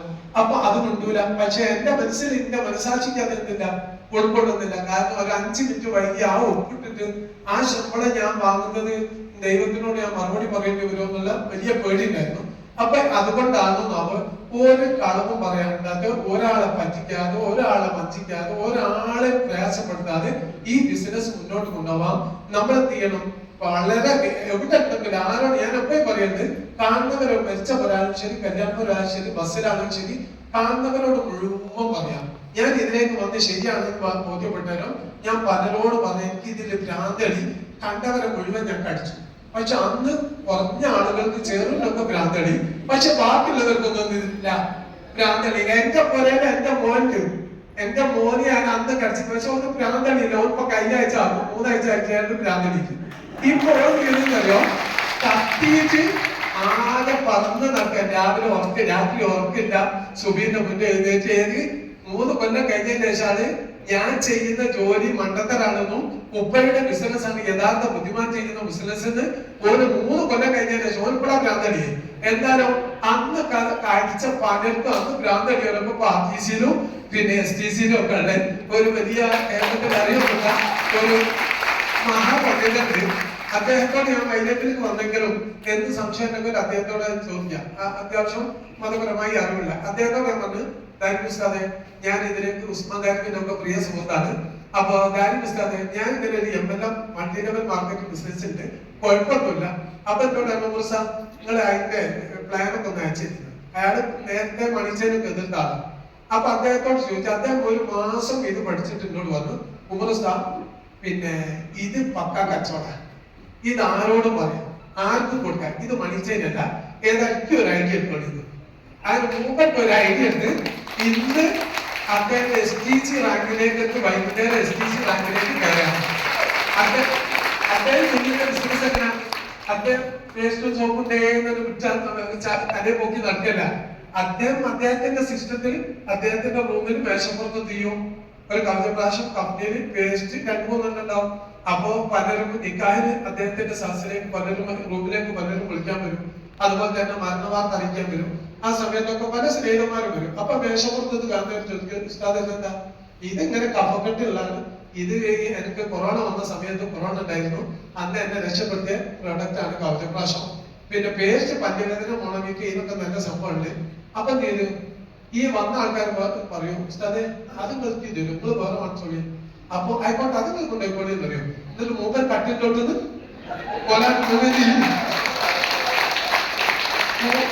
അദ്ദേഹം ബിസിനസ് ചെയ്യുന്ന അങ്ങനെയാണ്. കുഴപ്പമുണ്ടോ? അദ്ദേഹത്തെ കളവ് പറഞ്ഞോ, ഇത് വേണമെങ്കിൽ കൊണ്ടുപോയപ്പോ ഞാൻ വേറെ സംഘടിപ്പിച്ചോളുന്നത്. അദ്ദേഹം അവർ കൊണ്ടുപോയിട്ട് ഓരങ്ങോട്ട് പോവുക, അടുത്ത കവചപ്രാശം, അടുത്ത കമ്പനിയിലും അടുത്ത പേസ്റ്റും വെക്കും. അന്നേരം വേറെ ആൾക്കാർ വരും, ഓർക്കും കൊടുക്കും തന്നെ. അദ്ദേഹം ഒന്നും പറഞ്ഞില്ല, അദ്ദേഹം കൊറോണ വന്ന സമയത്ത് രക്ഷപ്പെടുത്തിയതാണ്. അദ്ദേഹം വേറെ ഒരു നിലക്കും അദ്ദേഹം ബിസിനസ് ചെയ്തില്ല. അദ്ദേഹത്തിന്റെ ശിഷ്യന്മാരോട് പറഞ്ഞു, ശിഷ്യന്മാരൊക്കെ പ്രൊഡക്റ്റ് ഉപയോഗിച്ച് നല്ലതാണ് ബോധ്യപ്പെട്ടു. അവര് മറ്റുള്ളവരിലേക്ക് പറഞ്ഞു. അപ്പൊ ഞാൻ മനസ്സിലാക്കിയത്, ഏറെ വൈകാതെ തന്നെ ഒരു സ്ഥാപനം ഇതിനെ കുറിച്ചിട്ട് പഠിക്കുന്നുണ്ട്. ഒരു സ്ഥാപനം മുന്നോട്ട് പോകാൻ വളരെ പ്രയാസപ്പെട്ടുകൊണ്ടിരിക്കുകയാണ്. അപ്പൊ ആ കമ്മിറ്റിക്കാരൊക്കെ കൂടിയിട്ട് എന്റെ ടീമിൽപ്പെട്ട ഒരു പ്രശസ്തനായ ഒരു ഉസ്താദിനെ വിളിച്ചിട്ട്, നിങ്ങൾ ഈ ബിസിനസിന്റെ കോലം എന്താണെന്ന് ചോദിച്ചു, പ്ലാനും കാര്യങ്ങളൊക്കെ പറഞ്ഞു. അപ്പോ അവിടെ അവര് പറഞ്ഞ സ്ഥാപനത്തിന് വേണ്ടിയിട്ട് ഒരു ഐഡിയ എടുത്താല്, ഈ സ്ഥാപനത്തിൽ നടക്കുന്ന ബിരുദധാരികളൊക്കെ പേസ്റ്റും സോപ്പും ഒക്കെ ഈ ഐഡിയയിൽ മാറ്റിയാണെങ്കിൽ അവര് വാങ്ങുന്ന വരുമാനം ഈ സ്ഥാപനത്തിൽ കിട്ടൂലേ? എങ്ങനെ ഒക്കെ മനസ്സിലായില്ല സംഗതികൾ പറഞ്ഞ്. അതായത് സ്ഥാപനത്തിൽ നിന്നും ബിരുദം എടുത്തു പോകുന്ന ആളുകളൊക്കെ ഈ ഒരു ഐഡിയ എന്ത് ചെയ്യുന്നറിയോ, ഈ പിന്നെ വരുമാനം പ്രൊഡക്റ്റ് വാങ്ങുന്ന സമയത്ത് ഈ കമ്പനിക്ക് ഒരു വരുമാനം വരും. അപ്പൊ കമ്പനി എന്ത് ചെയ്യാം, അല്ലെ ഈ സ്ഥാപനം വളരെ കഷ്ടപ്പെട്ടാൽ മുന്നോട്ട് പോകുന്നത്. അങ്ങനെ ഒരു സിസ്റ്റം മതസ്ഥാപനം പോലും, ചില മതസ്ഥാപനങ്ങൾ പോലും ചിന്തിക്കുന്നുണ്ട്. സംഗതി എന്താണെന്ന് അറിയോ, അവരൊക്കെ ഇവിടെ മനസ്സിലാക്കുന്നതാണെന്നറിയോ, ഇത് മണിച്ചൈനാണ്, തട്ടിപ്പാണ്, ഉടായ്പാണ് കരുതില്ല. നമ്മൾ ചെയ്യേണ്ടത് ഇത് മണിച്ചൈനല്ല, തട്ടിപ്പല്ല, ഉടായ്പല്ല, കളവകയില്ല, ഇതിൽ ഒരു പരിപാടിയില്ല. ഇസ്ലാം വിരോധിച്ച ഒന്നും ഇതിലില്ല. അതുറപ്പ്. അതേത് കൊലക്കപ്പന്മാർ പറഞ്ഞിട്ടും കാര്യമില്ല. ചില ആളുകളൊക്കെ പറയും ഹലാലാണെങ്കിൽ നമ്മളാ ചെയ്യുന്നത്, പിന്നെ നമ്മളെ കുടുംബത്തിൽ അവരെ പറ്റുമോ? ഇത് ചെയ്യുന്നത് പറഞ്ഞ ആൾക്കാർ നമ്മളെ കുടുംബത്തെ പറ്റുമോ? അങ്ങനെ ഒരു വീഡിയോ കേട്ടിട്ട്, ഹലാലാണെങ്കിലും നമ്മളൊന്നും ആ ചെയ്യുന്നത്. ആയിക്കോട്ടെ, ഞാൻ ചെയ്യുന്നില്ല, എന്റെ കുടുംബത്തിന് അദ്ദേഹം പറ്റുമോ? ആ പറയുന്ന ആള് പറ്റുമോ? അദ്ദേഹം കൊല്ലാൻ കഴിയില്ല. പിന്നെ ഒരു ഹലാലായി ഇസ്ലാം വിരോധിച്ച ഒരു മുസ്ലിമിനും ഒരു മുസൽമാനും ചെയ്യാൻ പറ്റിയ ഒരു ബിസിനസ് ഇവിടെ ഉണ്ടെങ്കിൽ പിന്നെ എന്തിനാണ് നമ്മൾ ചെയ്യാതിരിക്കുന്നത്? ഇത് ഞാൻ ഉസ്താദ് ആയതുകൊണ്ട് പറയാണ്. ഈ സംസാരം ചിലപ്പോൾ മറ്റുള്ളവർ എന്നിൽ നിന്ന് കിട്ടുമ്പോൾ കിട്ടൂല. അപ്പൊ അതുകൊണ്ട് ഒരു കുഴപ്പമില്ല, ഒരു പിടിച്ചുപറിയും കബഡിപ്പക്കലും ഇല്ലാതെ മുന്നോട്ട് പോയിക്കൊണ്ടിരിക്കുകയാണ്. വീടുണ്ടാക്കുന്ന സമയത്ത് 800 സ്ക്വയർ ഫീറ്റിന്റെ ഒരു വീടുണ്ടാക്കിയ സമയത്ത് എന്നോട് ഒരു ചെറിയൊരു ശിഷ്യൻ എഞ്ചിനീയർ, അപ്പൊ എന്നോട് ചോദിച്ച ചെറിയൊരു കാർപോർച്ച്. ഞാൻ പറഞ്ഞു, മോനെ എന്തിനാ കാർപോർച്ച് നോക്കാം, ഒരു സൈക്കിൾ എന്നെ വാങ്ങാൻ കഴിയാത്ത നമ്മള് കാർപോർച്ച് ഉണ്ടാക്കിയിട്ട് എന്ത് കഴിയാം? എന്നാലും പുസ്തകം ഏതെങ്കിലും കാലത്ത് മക്കളൊക്കെ ഉണ്ടായിരുന്നു, ഒരു സൈക്കിൾ വാങ്ങിയാലും. അങ്ങനെയാണെങ്കിൽ ഒരു സൈക്കിൾ നിർത്താനുള്ള ചെറിയ ആളൊരു സാധനം വെച്ചു വന്നു. ഒരു സൈക്കിൾ നിർത്താൻ മാത്രമല്ല കാർപോർച്ച് ആയിരുന്നു. എന്നാൽ ഇന്ന് 18 ലക്ഷത്തിന്റെ ഒരു കിയ കാരൻസിന്റെ ഈ കിയ കാരൻസിന്റെ ഇഞ്ചിന്റെ ഭാഗല്ലേ, മുന്നത്തെ ഭാഗം, അത് കാർപോർച്ച് പോകില്ല, ബാക്കിയുള്ള മുഴുവൻ പുറത്താ. ഈ രീതിയില് ഒന്നല്ലാത്തൊരു പഠിപ്പിനെ കൊണ്ടുവച്ചാല് ഈ രീതിയിലേക്ക് മാറ്റി. ഇനി അടുത്ത ബുധനാഴ്ച വിചാരിക്കാം എനിക്ക് വരുമാനം വേണ്ട, എനിക്ക് പൈസ വേണ്ടാന്ന് വിചാരിച്ചിട്ട് കാര്യമുണ്ടോ? സാറേ, കാരണം കമ്പനി അടുത്ത ബുധനാഴ്ച തരും. പക്ഷെ നമുക്ക് വരുന്ന വരുമാനം 100% ഹലാലാണ് നമ്മൾ ബോധ്യപ്പെടുത്തും. അപ്പൊ എന്ത് ചെയ്യണം, നമ്മുടെ ടീമിന് വേണ്ടി രാവും പകലും കഷ്ടപ്പെടുന്നു. എന്തെങ്കിലും പണിയെടുത്തിട്ട് അവർക്ക് നമ്മളൊരു സഹായം തന്നെ നമ്മൾ നൽകണം. ഒരു പണിയെടുക്കാതെ ഇന്ന് ആരെങ്കിലും പെർഫോമൻസോ ബാക്കിയുള്ളതോ റാങ്കോ കിട്ടുന്നുണ്ടെങ്കിൽ അവരെ പൈസ അതുപോലെ അങ്ങ് പോവുകയും ചെയ്യും. ഒരു ടീമിലെ ഒരു പണിയെടുക്കാത്ത ഏത് ടീം ഏത് ആളൊന്നും പറയില്ല, ഇത് നമുക്കൊക്കെ ചിന്തക്കരുതല്ല. അതെന്ത് ചെയ്തു, ഒരു പണിയെടുക്കാതെ ടീമിൽ ബ്രാഞ്ച് വണ്ടിയിൽ കച്ചവടം പെർഫോമൻസ് കിട്ടി. അപ്പൊ എന്റെ ഉള്ളിലുണ്ട് പെർഫോമൻസ് ആവശ്യമില്ലാതെ കിട്ടിയതാ. അപ്പൊ വളരെ സന്തോഷമായി. അങ്ങനെ ചെയ്തു. ഒരാഴ്ച കഴിഞ്ഞ് അവർക്ക് ഒരു കല്യാണത്തിന് പോകാൻ. അപ്പൊ കല്യാണത്തിന് പോകാനോ ഓളെ അയൽവാസികളോട് ഒരു മോതിരം വാങ്ങിയിരുന്നു. അപ്പൊ കല്യാണത്തിന് പോയി നോക്കുന്ന മോതിരം കാണുന്നില്ല. അപ്പൊ ചുരുക്കി പറയാ ഈ പെർഫോമൻസിന് കിട്ടിയ പൈസ മോതിരം മാറ്റി കൊടുക്കേണ്ടത്. ഏത് ഇതിക്ക് അറിയുന്ന സംഭവം നിങ്ങൾക്ക് ആർക്കും അറിയില്ല, ഒരാൾക്കും അറിയില്ല. എന്റെ ഒരു അനുഭവമാണ്. ഏത് പെർഫോമൻസിന് അധ്വാനിക്കാതെ വരുമാനം വന്നേരം മൈലൈഫിന്റെ പൈസ അങ്ങനെ അധ്വാനിക്കാതെ നമ്മൾ ഉപയോഗിക്കണ്ട. ആദ്യം തീരുന്നു ഒരു മോതിരത്തിലൂടെ അടുത്ത അയൽവാസിക്ക് കൊടുക്കേണ്ടി വന്നു. ഇതാണ് നമ്മുടെ അവസ്ഥ. ഈ ബിസിനസ് ദൈവത്തിന്റെ ബിസിനസ്സാണ്. ഈ പ്രൊഡക്റ്റ് ദൈവത്തിന്റെ കയ്യൊപ്പുള്ളതെന്ന് എല്ലാവരും പറയുന്നത് വെറുതല്ല. നമ്മൾ എന്ത് കൊടുത്താൽ റിസൾട്ട് അല്ലേ. ഇപ്പൊ അടുത്ത് ഞങ്ങൾ അങ്ങോട്ട് പോരുന്നേരം നോളജ് സിറ്റിക്ക് തിരിഞ്ഞെടുത്ത് ഒരാള് മൂത്രക്കല്ലിന്റെ എന്തോ വലിയ പ്രശ്നമായിട്ട് ഓപ്പറേഷൻ ചെയ്യാൻ കഴിഞ്ഞ 9-ാം തീയതിക്ക് ഡേറ്റ് ഫിക്സ് ചെയ്ത. അപ്പൊ ഞാൻ പറഞ്ഞു ഏതാ കീറി മുറിക്കാൻ പോകാൻ. അതിന്റെ മുന്നേ സംഭവം ഒന്ന് ഉപയോഗിച്ചിട്ട് അപ്പൊ അയാൾക്ക് കുടിക്കാൻ തന്നെ. പക്ഷെ അയാൾ മക്കൾ ഭയങ്കര എതിർപ്പം, നല്ല വിദ്യാഭ്യാസമുള്ള ആളുകളാണ്. അപ്പൊ മക്കളോട് നിങ്ങളൊന്ന് കുഞ്ഞു നോക്കി എന്ന് പറഞ്ഞിട്ട് കഴിഞ്ഞ മാസം തന്നെ നമ്മൾ യൂറിഫ്ലക്സ് ലിക്വിഡ് ക്യാപ്സൂളും കൊടുത്തു. ഏതായാലും 9-ാം തീയതി കഴിഞ്ഞു. ഈ 9-ാം തീയതി എന്നതിനെ 12-ല്ലേ ഇതുവരെ ഓപ്പറേഷൻ കഴിഞ്ഞില്ല. ഇപ്പൊ ഞങ്ങൾ നേരം നടത്തി കയറി ഞാൻ എങ്ങനെ ഉണ്ടെന്ന് ചോദിച്ചു. കുഴപ്പമൊന്നുമില്ല, വളരെ സന്തോഷമാണ്. ഇതുവരെ ഉണ്ടാകുന്ന പ്രയാസങ്ങളൊന്നുമില്ല. അപ്പൊ നമ്മൾ ഒരു മാസോടി നിങ്ങൾ കുടിക്കണം. എന്നിട്ട് എന്ത് ചെയ്യാം? അപ്പൊ സ്കാൻ ചെയ്തു. ഇന്നലെ സ്കാൻ ചെയ്തു എന്നോട് പറഞ്ഞു. സ്കാൻ ചെയ്തതിൽ അതിൽ കുഴപ്പമൊന്നും കാണുന്നില്ല. പക്ഷെ ഒരു മാസോടി നമ്മളത് കുടിക്കാനുണ്ട്. അപ്പൊ എന്താ മനസ്സിലാക്കുന്നത്? ഓപ്പറേഷൻ നിശ്ചയിച്ച ഒരു വ്യക്തി കീറി മുറിക്കുന്നതിന്റെ മുന്നേ ഞാൻ വെറുതെ പറഞ്ഞതാണ്. നിങ്ങളിതൊന്ന് ഉപയോഗിച്ച് നോക്കി. വെറുതെ നമുക്ക് കീറി മുറിക്കണ്ടേ.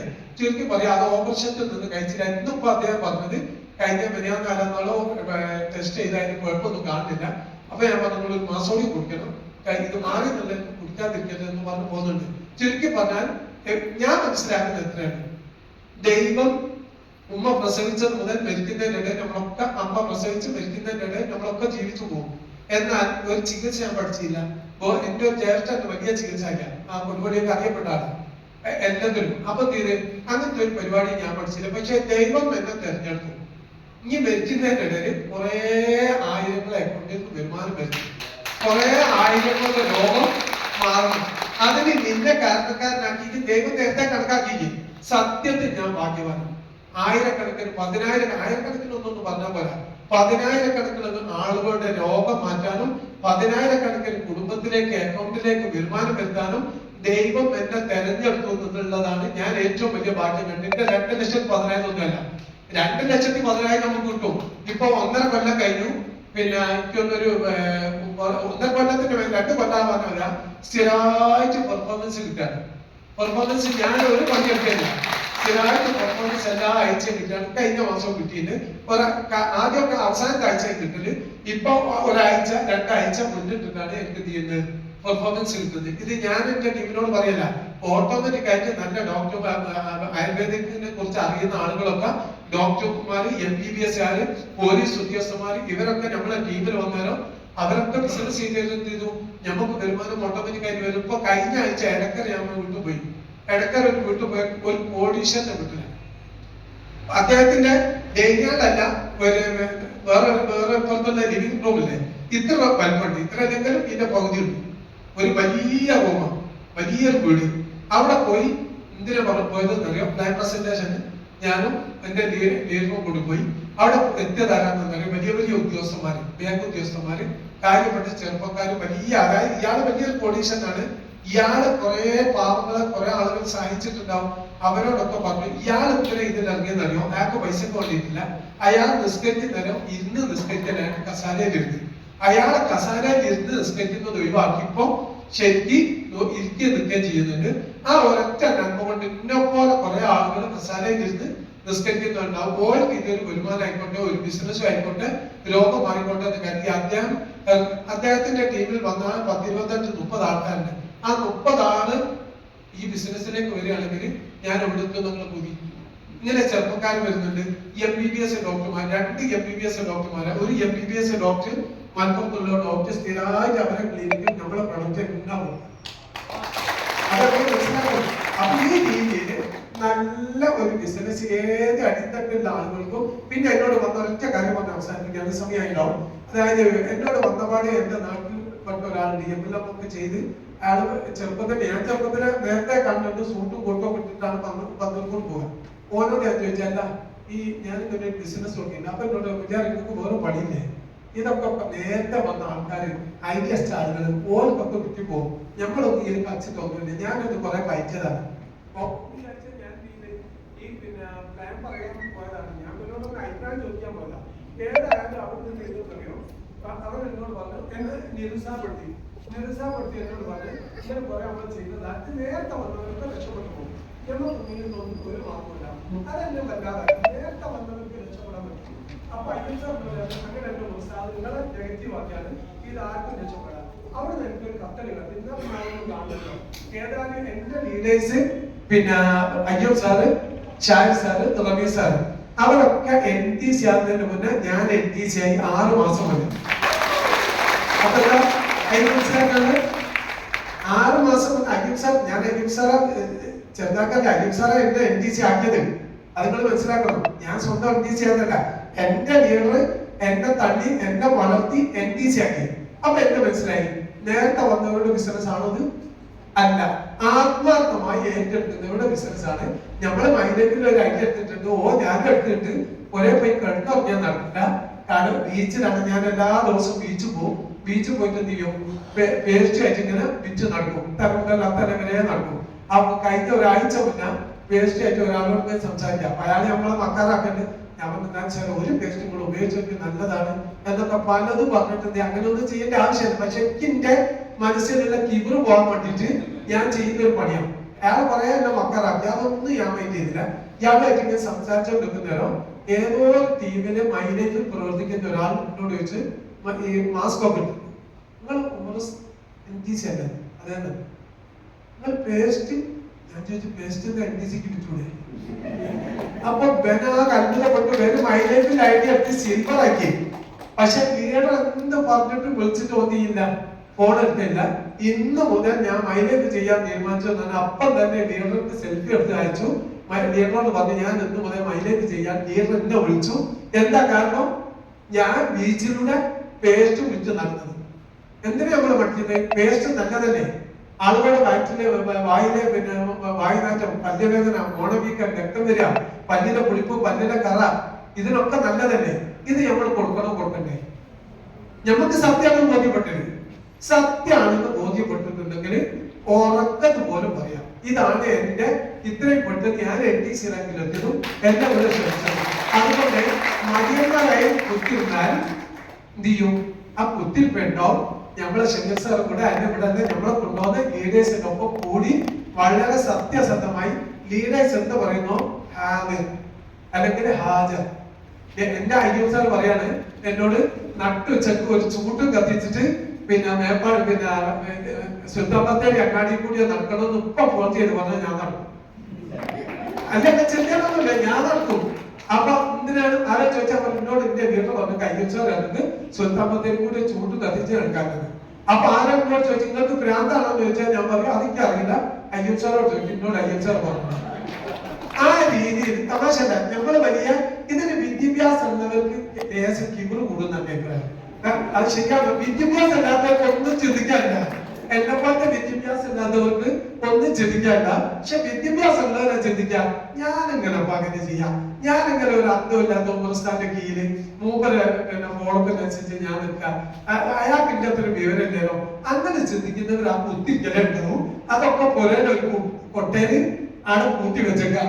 എന്നിട്ട് ഈഗോ എന്ന സംഭവം വലിച്ചിട്ട് ലീഡേഴ്സ് എന്താണോ പറയുന്നത് ഇത് സത്യത്തെ പറയാണെങ്കിൽ ദൈവം കൽപ്പിക്കുന്നതാണ്. ദൈവം കൽപ്പിക്കുന്നത് എന്താണ്? നമ്മളൊരു മൈസൂർ കാട്ടിലേക്ക് പോകണേലോ, മൈസൂരിലേക്ക് പോകാം. അപ്പോ വീരപ്പന്റെ സത്യമംഗല കാട്ടിൽ എത്തിയാലും വഴി മാറിപ്പോയി, വഴി തെറ്റിപ്പോയി, ഒന്നും വഴി മനസ്സിലാവുന്നില്ല, എങ്ങോട്ട് പോകണം എന്നുള്ളൊരു തിരിച്ചറിവില്ല. അപ്പൊ ഒരു ആദിവാസി വന്നിട്ട് അങ്ങനെ മലയതാക്കി വന്നിട്ട് അപ്പൊ നമ്മളോട് ചോദിച്ചു അല്ല മക്കൾ എങ്ങോട്ടാ പോകണം? അപ്പൊ നമ്മൾ പറഞ്ഞു ഞങ്ങൾ ഇങ്ങനെ മൈസൂർ പോയി, വഴി തെറ്റിപ്പോയി. അപ്പൊ അദ്ദേഹം പറഞ്ഞു അങ്ങോട്ട് പോയ വീരപ്പന്റെ കാടാണ്, അവിടെ അവൻ ശരിയാവും, ഇങ്ങോട്ട് വന്യമൃഗങ്ങളുടെ സ്ഥലമാണ്, പിന്നെ ഇതിലൊന്നും പോയിക്കോട്ടെ, ഇതിലെങ്ങനെ ഒരു ഊട്ടുവഴി ഉണ്ട്, ആ ഊട്ടുവഴിയിൽ പോകണമെങ്കിൽ ലേശ കഷ്ടപ്പാടാണ്, ഞാൻ വേണമെങ്കിൽ പോരാ, നിങ്ങൾ എന്ത് ചെയ്യാം ഇവിടുന്ന് കുടിക്കാൻ തന്നെ എന്നുണ്ടെങ്കിൽ ഈ ആദിവാസി നമ്മൾ അങ്ങോട്ട് ക്ഷമിക്കുന്നതിനോ നമ്മൾ പറയോ ഞങ്ങളെ വൈകാട്ടല്ല, ഞങ്ങൾക്ക് ഇഷ്ടപ്പെട്ടിടത്തോളം ഇഷ്ടപ്പെട്ട വഴി ഞങ്ങൾ പോകും. നമ്മൾ പറയോ? നമ്മൾ എന്ത് ചെയ്യും? ആ ആദിവാസി, അതാണ് ബുദ്ധി. അല്ലാതെ അവിടെ കൊണ്ടുവച്ച് ഞാൻ വലിയ വിദ്യാഭ്യാസം ഉണ്ട്, ഞാൻ എന്ത് ചെയ്യാ, എനിക്ക് ഇഷ്ടമുള്ളപ്പോ ഇനി എന്റെ പണിക്ക് പോയിക്കോന്ന് പറയുന്ന മണ്ഡലാണ്. അവിടെ എന്ത് ചെയ്യാന്നറിയാം? ആദിവാസിക്കൊപ്പം പോയാൽ അക്കൽ എത്തിച്ചേരും. നമ്മളെ കൊണ്ടുപോകുന്ന ആദിവാസി ആരാണ്? എന്റെ ആദിവാസി അയ്യൂബ് സാറാണ്. അയ്യൂബ് സാർ എന്ന ആദിവാസിയെ മുന്നോട്ട് പോയതുകൊണ്ടാണ് ഞാൻ മൈസൂരിലെത്തിയത്. നിങ്ങൾ കേട്ടോ? അതുകൊണ്ട് എന്ത് ചെയ്യാം? ബുദ്ധിയും പൊടും യുക്തിയും ഒക്കെ നമ്മൾ എന്ത് ചെയ്യാം? ആടെ വെച്ചേക്കാൻ. നമ്മൾ ആദിവാസി ആരാണെന്ന് വെച്ചാൽ ആദിവാസിന്റെ പിന്നാലെ പോവുക. കളിയാക്കൽ എന്തും കളിയാക്കും. അതെല്ലാ ഫീൽഡിലും ഉള്ള ഒരു സൂഫി ഗുരുവിന്റെ ചരിത്രമുണ്ട്. സൂഫി ഗുരു പിന്നെ ഒരു അച്ഛനും മോനും കൂടി നടന്നിങ്ങനെ പോവുക. ഒപ്പം ഒരു കൈതയുണ്ട്. അപ്പൊ നാട്ടിലെത്തിയാലോ നാട്ടുകാർ പറഞ്ഞു, ഇവർ രണ്ടാളും എന്ത് മണ്ണപ്പരാ. കാരണം ഒരു കഴുത വെറുതെ നടക്കല്ലേ, ഒന്നുകിൽ അച്ഛൻ കയറുക അല്ലെ മകൻ കയറുക. അപ്പൊ വല്ലാതെ പരിഹാസം തുടങ്ങിയാലോ മോനോട് അച്ഛൻ പറഞ്ഞു, മോനെ മോൻ കയറിപ്പോ, എന്തിനാ ആൾക്കാരെ ഇങ്ങനെ പറയിപ്പിക്കുന്നത്? അങ്ങനെ ചെയ്തു. ആ പരിഹാസത്തിൽ നിന്ന് രക്ഷപ്പെടാൻ വേണ്ടി മോനെ കൈതപ്പുറത്ത് കയറ്റി നടന്നു. കുറച്ചങ്ങോട്ട് എടുത്ത് ഒരു അങ്ങാടിയിൽ എത്തിയാലോ കുറെ ആൾക്കാർ പറയും, എന്തൊരു മണ്ടന ചെക്കന ഈ ചെക്കന്. കാരണം ആ വയസ്സായ മനുഷ്യനെ നടത്തിച്ചിട്ട് ആ ചെക്കൻ കഴുതപ്പുറത്ത് കയറുന്നില്ലേ. അപ്പൊ ഇത് കുറെ ആളുകൾ കളിയാക്കാനും കുറ്റപ്പെടുത്താൻ തുടങ്ങിയാൽ എന്ത് ചെയ്തു? അച്ഛൻ പറഞ്ഞു, മോനെ ഇറങ്ങ്, എന്തിനാ നമ്മള് പരാതി ഒഴിവാക്കുക, ഞാൻ കയറിക്കോളാം. അങ്ങനെ കുറച്ചങ്ങോട്ട് എത്തിയാലോ അച്ഛൻ കയറിയാലോ ആൾക്കാർ പറയാൻ തുടങ്ങിയത്, എന്തൊരു മണ്ടനായ അച്ഛനാണ് ഈ ചെറിയ മക്കളെ നടത്തിയിട്ട് അച്ഛൻ കഴുതപ്പുറത്ത് കയറുന്നത്. ശരിക്കും പറഞ്ഞാൽ ജനങ്ങളെ നാവടിക്കിട്ട് നമുക്ക് ഈ ബിസിനസ് ചെയ്യാൻ കഴിയുന്നു. ഉറപ്പാ. പറയുന്നത് പറഞ്ഞുകൊണ്ടേയിരിക്കും, നമ്മൾ ചെയ്യുന്നത് ചെയ്തുകൊണ്ടേയിരിക്കാം. സൂഫി ഗുരുവിനോട് ഒരാൾ ചോദിച്ചു, പിന്നെ സൂഫി ഗുരുവിനെ വല്ലാതെ എതിർത്തല്ലോ, പിന്നെ ഗുരുവോ ഞങ്ങള് ഒരു കുറഞ്ഞ വാക്കിന് അവരോട് എതിർത്തോട്ടെ, അവർക്ക് മറുപടി കൊടുത്തോട്ടെ. ആ സമയത്ത് സൂഫി ഗുരു പറഞ്ഞൊരു മറുപടി ഉണ്ട്, മക്കളെ നമ്മുടെ അടുത്തുള്ളതല്ലേ നമുക്ക് നിൽക്കാൻ പറ്റുമോ? അത് തിരിഞ്ഞോ? മറ്റുള്ളവര് വല്ലാതെ വായ്പേട് ഉപന്യാസങ്ങളൊക്കെ പറഞ്ഞ് മേക്ക് കേട്ട് സംസാരിച്ച് എതിർക്കാൻ തുടങ്ങിയാലോ ശിഷ്യന്മാര് നല്ല നല്ല വക്കീലന്മാരുണ്ട്, ജഡ്ജിമാരുണ്ട്, പലരുണ്ട്. അവര് ഗുരുവിന്റെ അടുത്ത് പോയിട്ട് ഒരു സമ്മതം വാങ്ങി, ഞങ്ങൾ ഒന്ന് അതുപോലെ തിരിച്ചു പറഞ്ഞോട്ടെ. ആ സമയത്ത് ഗുരു പറഞ്ഞ വർത്താനം എന്താണ്? നമ്മുടെ അടുത്തുള്ളതല്ലേ നമുക്ക് കൊടുക്കാൻ പറ്റും. അത് തിരിഞ്ഞോ? മനസ്സിലായില്ലേ? ആ ഗുരുവിന്റെ സന്ദേശത്തോടു കൂടി ഞാൻ അവസാനിപ്പിക്കുകയാണ്. നമ്മുടെ അടുത്തുള്ളത് കൊടുക്കാൻ. നാട്ടുകാര് ഓരോരുത്തുള്ളത് തരും, നമ്മൾ അതിനെ കൊടുക്കണോ നമ്മൾ അടുത്തുള്ളത് കൊടുക്കണോ, ഏതാണ് നിങ്ങൾ തീരുമാനിക്കുക. ഏതായാലും ഇന്ന് എത്തിപ്പെട്ട ആളുകൾ വലിയ ഭാഗ്യവാന്മാരാണ്. ദൈവത്തിന്റെ നിയോഗം ഇല്ലാത്തവർക്ക് ഈ ബിസിനസ് കേൾക്കാൻ പോലും കഴിയും. ഒരു സംശയമില്ല. ഒന്നുകിൽ മാതാപിതാക്കളെ വിഷമിപ്പിക്കുന്ന ആളുകൾ, അല്ലെങ്കിൽ മൃഗങ്ങളെ കഷ്ടപ്പെടുത്തുന്ന ആളുകള്, അല്ലെ ജനങ്ങളോട് അയൽവാസികളെ ഭയപ്പെടുത്തുന്ന ആളുകള്, അല്ലെ അങ്ങനത്തെ ദുഷ്ട മനസ്സുള്ള ഒരാൾക്കും മൈലേജ് ചെയ്യാൻ കഴിയും. വിശാല മനസ്സുള്ള ആളുകൾക്ക് മാത്രമേ മൈലേജ് ചെയ്യൂ. ഒന്നുകിൽ അവർ മൈലേജിലേക്ക് വരാൻ വേണ്ടിയിട്ട് അവരെ മനസ്സ് ദൈവം മാറ്റും, അല്ലെങ്കിൽ അവരെ ഭരിച്ചു. ഒരു മാർഗമില്ല. പിന്നെ നല്ല വ്യക്തികൾ ഇതിലുള്ള ഒരു ഗുണങ്ങളുണ്ടെങ്കിൽ നമ്മളൊക്കെ പോകുമ്പോൾ സാർ എന്റെ അടുത്ത് എന്തെങ്കിലും ഒരു ഫാൾട്ട് ഉണ്ട്, എന്തെങ്കിലും കമ്പനി നിരക്കാത്ത ഒരു സംഭവം ഉണ്ടെങ്കിൽ 100 സാർ ഇവിടുന്ന് ഒരു മെയിൽ അയച്ചാൽ മതി. കമ്പനി അത് ശരിയാണെങ്കിൽ എന്ത് ചെയ്യും? എന്റെ ചോദ്യം ചെയ്യും, എന്റെ പാൻ കാർഡ് ബ്ലോക്ക് ആക്കും. ഉസ്താദ്മാരത് ശ്രദ്ധിക്കണം. ഞമ്മക്ക് വരുന്ന വരുമാനം പേടിച്ചിട്ടുണ്ടെങ്കിൽ നമ്മൾ എന്ത് ചെയ്യും? ഒരു ഉടായ്പ ചെയ്യുന്നവരും ചെയ്യാതിരിക്കുക. കാരണം എന്തെങ്കിലും നമ്മളെ കുറിച്ച് നെഗറ്റീവ് കമ്പനികൾക്ക് മെയിൽ അയച്ചു, കമ്പനിക്ക് അത് സത്യമാണെന്ന് ബോധ്യപ്പെട്ടാൽ പിന്നെ മൈലേക്ക് ജന്മത്തിൽ ചെയ്യാൻ പറ്റില്ല. അപ്പൊ നമ്മള് കാലെടുത്ത ആൾക്കാർ അടപടിക്കണമെങ്കിൽ മൈലേക്ക് വരുമാനം വരണ്ടേ? അപ്പൊ ചൊക്കായി നിൽക്കും, നല്ല പാതയിലൂടെ പോവും, ഒരാളോട് വിഷമില്ലാത്ത രീതിയിൽ. അപ്പൊ ഏത് നിലക്കും നല്ല ബിസിനസ് ആണെന്ന് മനസ്സിലാക്കാം. പിന്നെ അത് കംപ്ലീറ്റ് ചെയ്യാണ്. പിന്നെ കംപ്ലീറ്റിംഗ് നോക്കാം, ദിവസങ്ങളോട് നടന്നിട്ട് കംപ്ലീറ്റിംഗ് തമാശ അറിയില്ല. അങ്ങനെ പറഞ്ഞ് പഠിച്ചിട്ടാണ് ഇപ്പൊ കംപ്ലീറ്റ് ചെയ്യാറ്. ഞാൻ ഒരു ദിവസം എന്തോ അയച്ച സമയത്ത് അക്ഷരത്തിൽ എന്തൊരു തെറ്റ്, അതായത് ഉദാഹരണം പറയുകയാണെങ്കിൽ പശു എന്ന് പറഞ്ഞു തരാം, ഈ ഷൂ ഏതാണെന്ന് എനിക്കറിയില്ല, വായിക്കറിയില്ല. അപ്പൊ ഞാൻ ചെയ്യും, ഗൂഗിളില് പശു എന്ന് പറയും. അപ്പൊ കുറെ ഷൂ വരുന്നു. അപ്പൊ ഞാൻ നോക്കി ഇത് ഏതാക്കിയെന്നെ പഠിച്ചത്. അപ്പൊ ഏതോ ഷൂ അടിക്കും, കോപ്പി ചെയ്യും. കോപ്പി ചെയ്തിട്ട് നമ്മുടെ ടീമിൽ കണ്ട് അയക്കേണ്ടാണ് അയക്കും. അയക്കുന്ന സമയത്ത് വിദ്യാഭ്യാസത്തിന്റെ നല്ല നല്ല വിദ്യാഭ്യാസത്തിന്റെ ചെക്കന്മാരുടെ ടീമില് ഉടനെ വിളിച്ചിട്ട് ഒരാളെ പേര് പറയില്ല, ഞാൻ മെസ്സേജ് ഇങ്ങനെ അയച്ചു. ഉടനെ ഒരാളിനോട് പറഞ്ഞു, മോശ നിങ്ങൾ ആളെ ഷൂ അതല്ല വേറെ ഷൂ ആണ്, ഞാൻ തിരക്കാതെ പോവാണ്. കാരണം ഞാൻ ഷൂ തെറ്റിയിട്ട് വേണം എനിക്ക് നന്നാക്കി വായിച്ചോ, എനിക്ക് പൈസ കിട്ടുന്നുണ്ട്, ഞാൻ കമ്പനിയുടെ NTC ആ ഒരു അക്ഷരം തെറ്റിയതിന് പേരില് ഞാൻ NTC താഴോട്ട് കൊല്ലൂല കൊല്ലോ. എന്നിട്ട് CTC ആയിക്കൊണ്ടിട്ട് കുതിച്ച കാര്യമാണ്. ഒരു ഭാഗത്ത് CTC ചിലപ്പോ ആഴ്ചയാവും, രണ്ടാഴ്ചയാവും, അടുത്ത ഉടനെ തന്നെ CTC ആവും. അപ്പൊ ഈ ഒരു അവസ്ഥയിൽ വിദ്യാഭ്യാസം ഉള്ളവർക്കൊന്നും അല്ലാതെ ഇത് വിദ്യാഭ്യാസം ഉള്ളവർക്കും ചെയ്യാം, വിദ്യാഭ്യാസം ഇല്ലാത്തവർക്കും ചെയ്യാം. ഇതിന് ഒരേ ഒരു ഒറ്റമൂല്യം എന്താണെന്നറിയോ? നമ്മളെ മനസ്സിലെ ആ ചെറിയ നമ്മളെ മനസ്സിലില്ല എന്ന് പറയണ്ട, എന്റെ മനസ്സിലെ ആ ഒരു എന്താ പറയാ ഒരു ആ ഞാനെങ്ങനെ പറയുന്നത് കേൾക്കുക. ഒന്നിനൊപ്പം എന്നെ വിളിച്ചിട്ട് ഈ ഒരു ചിന്ത ഒന്ന് മാറ്റിയിട്ട് ലീഡേഴ്സിന് അടിയാർ പറയാം. ഇതാണ് എനിക്ക് മാത്രമല്ല, നമ്മളെ ഗൂഗിൾ മാപ്പിനോട് നമുക്കൊരു കടപ്പാടില്ലേ ഇല്ലേ? ആ ചേച്ചി നമ്മളെ ചിലപ്പോ പൈ തെറ്റിക്കെങ്കിലും നമുക്ക് ആ ചേച്ചിനോട് ഒരു കടപ്പാടില്ലേ? നമ്മൾ എവിടെ നോക്കാൻ രക്ഷപ്പെട്ടത്? ഇവിടുത്തെ ആ ചേച്ചി എന്നോട് പറഞ്ഞു ഇങ്ങനെ പോയി എന്ന് പറഞ്ഞില്ലേ? അപ്പൊ എന്ത് ചെയ്യാം? ആ ഒരു കടപ്പാട് നമ്മൾ ഏറ്റവും അവസാനം ആ ഒരു കടപ്പാട് ഉണ്ടെങ്കിൽ നമ്മളെ ലീഡേഴ്സിനോട് നോക്കണം.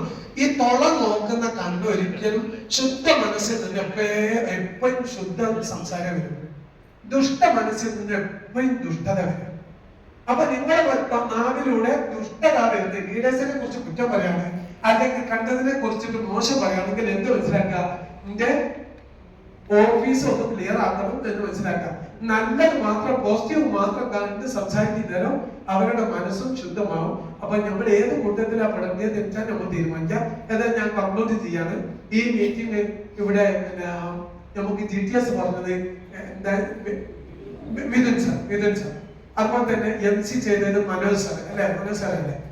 മനോജ് സാർ വളരെ ഉഷാറായിട്ട് നമ്മളോട് അദ്ദേഹം ഒന്നും MC അവതരിപ്പിച്ചിട്ടൊന്നും പരിചയം ഉണ്ടാവില്ല.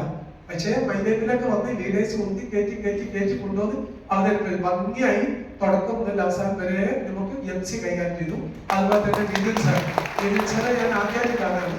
ഞാൻ GTS താഴെ ഞാൻ കേട്ടിട്ടുണ്ട്, പക്ഷെ പൂർണ്ണമായും കേൾക്കാൻ കഴിഞ്ഞില്ല. എപ്പോഴെങ്കിലും അവസരം ഉണ്ടാകുന്നേരം കേൾക്കാൻ കരുതുന്നു. ഏതായാലും മിഥുൻ സാറ് നല്ല ആക്റ്റീവുള്ള ലീഡറാണെന്ന് ലീഡേഴ്സ് പറഞ്ഞു. അതായത് ശക്തിയോട് മുന്നോട്ട് പോയിക്കൊണ്ടിരിക്കുന്ന ലീഡറാണ്. അവർക്കൊക്കെ ആയിരങ്ങളല്ല, പതിനായിരങ്ങളല്ല, ലക്ഷങ്ങളല്ല, കോടിക്കണക്കിന് ജനങ്ങളെ ഇതുപോലെ പ്ലാൻ പറഞ്ഞ് വളർത്തി വലുതാക്കി അവരുടെ അക്കൗണ്ടിലേക്ക് വരുമാനം വരുത്തി അവർക്ക് നല്ല നമുക്കൊക്കെ അങ്ങനെ ഒരു ഉയരങ്ങളിലേക്ക് എത്താനും ഒരു 5 കൊല്ലം കഴിഞ്ഞിട്ട് ഞാൻ ചെറുപ്പം ഇവിടെ വരിക, ചെറുപ്പം എന്നല്ല ദൈവം ദീർഘായുസ് ഉണ്ടെങ്കിൽ ബെൻസ്, ഞാൻ എപ്പോഴും പറയുന്ന ബെൻസ് കാണുന്നത്. അപ്പൊ ആ ബെൻസ് ഞാൻ 5 കൊല്ലം കാണില്ല, 5 കൊല്ലം നാണ്ട് എടുക്കണമെന്ന് വെച്ചപ്പോഴൊക്കെ എടുക്കും. പക്ഷെ അങ്ങനെ അധികവും വേണ്ടെന്നുള്ളതിനേക്കാൾ ഏതായാലും ഒരു 5 കൊല്ലം ഈ കേട്ട ആളുകൾ 5 കൊല്ലം കഴിഞ്ഞ് ഇവിടെ വരികയാണെങ്കിൽ ഞാനും ഇവിടെ വരും, നിങ്ങളും ഇവിടെ വരികയാണെങ്കിൽ അന്നത്തെ അവസ്ഥ ഒന്നും ആയിരിക്കില്ല. ദൈവം ആ ഒരു അവസ്ഥയിലേക്ക് എല്ലാവരെയും ഉയർത്തുമാറാവട്ടെ എന്ന് പ്രാർത്ഥിക്കാണ്. പിന്നെ നമുക്ക് ഈ വഴികളിൽ തെളിയിച്ചു തന്ന നമ്മുടെ കമ്പനിയുടെ നമ്മുടെ MD-കൾ അവരോട് എത്ര നന്ദി പറഞ്ഞാലും നമുക്ക് വിടൂല. കാരണം ആഴ്ചയിൽ ഓരോരുത്തരുടെ അക്കൗണ്ടിലേക്ക് 3 മണി മുതൽ പൈസ ഇങ്ങനെ PP വിടുകയല്ലേ, അയക്കല്ലേ. ഈ ഒരു അവസ്ഥ അവർക്ക് അങ്ങനെ ഒരു ബുദ്ധി കൊടുത്തതും ദൈവം അതിന് തോന്നിപ്പിച്ചു കൊടുത്തതും നമ്മൾ പോലത്തെ പാവപ്പെട്ട കുറെ ആൾക്കാർക്ക് രക്ഷപ്പെടാനുള്ള, ഒരാളെ പറ്റിക്കാതെ ഒരു വരുമാനം കിട്ടാനുള്ള മാർഗമാണ്. അപ്പൊ അതിന് വേണ്ടിയിട്ടൊക്കെ എപ്പോഴും പ്രാർത്ഥിക്കാം. ആ പ്രാർത്ഥന കൊണ്ടാവാം അവർ വലിയ വലിയ ഉയരങ്ങളിലേക്ക് എത്തുന്നതും ഇന്ന് ഇന്ത്യൻ നമ്പർ 1 കമ്പനിയായി മാറിയതും എല്ലാം. അപ്പൊ അവർക്കൊക്കെ നല്ല നന്ദിയും കടപ്പാട് കൂടി നമ്മളെ ഇതിലേക്ക് കൊണ്ടുവന്ന് ഇവർക്ക് ഇന്ന് ആടിന് കടവ് കടത്താന്ന് പറയുന്നത് ന്യൂസാർക്കാം. അതായത് പുഴന്നൊക്കെ ചിലപ്പോൾ എടുത്തു കൊണ്ടുപോയി കൊണ്ട് വെള്ളത്തിൽ ആടി ചവിട്ടില്ല. പക്ഷെ അപ്പം നല്ല പുല്ലുണ്ടെന്ന് ചെയ്യുന്നറിയോ, പിന്നെ അത് ആടിന് ഇങ്ങോട്ട് വലിച്ചുകൊണ്ടുവരാൻ പണിയാണ്. കാരണം ആടെ നോക്കും. അതുപോലെ ഇപ്പൊ നമ്മൾ ആടിന്റെ കടവെടുക്കും പോലെ മീറ്റിങ്ങിനെ കെട്ടി വെച്ച് കൊണ്ടുവരാം. കുറച്ച് കഴിഞ്ഞാൽ നീയോ നല്ല പുല്ലാണെന്ന് നമുക്ക് ബോധ്യപ്പെട്ടാൽ പിന്നെ തിരിച്ചിട്ട് അങ്ങോട്ട് പോരാൻ പറഞ്ഞാൽ പോരാത്തൊരവസ്ഥയിലുണ്ട്. അങ്ങനെ ഒരു അവസ്ഥയിലേക്ക് നമ്മൾ എല്ലാവരും ലഭിക്കുമാറാവട്ടെ എന്ന് മാത്രം പറഞ്ഞുകൊണ്ട് സമയം അധികരിച്ചോ കുറഞ്ഞു പോയോ എന്റെ സംസാര ലെവല് എന്തെന്നാണെന്നുള്ളത് എനിക്കറിയില്ല. എന്നെ കൊണ്ട് പിന്നെ നൂർസാറ് കെട്ടിവെച്ച് കൊണ്ടുപോകാൻ കാരണം ഇതിൽ സംസാരിച്ചിട്ടൊന്നും പരിചയമല്ല. ഏതായാലും പിന്നെ ഞാൻ ഈ മീറ്റിംഗ് ഇവിടെ അപ്ലോഡ് ചെയ്തതായി അറിയിക്കുന്നു. വല്ല പോരായ്മകളുണ്ടെങ്കിൽ അറിവുകൾ പിന്നെ മാപ്പാക്കാൻ അവസരം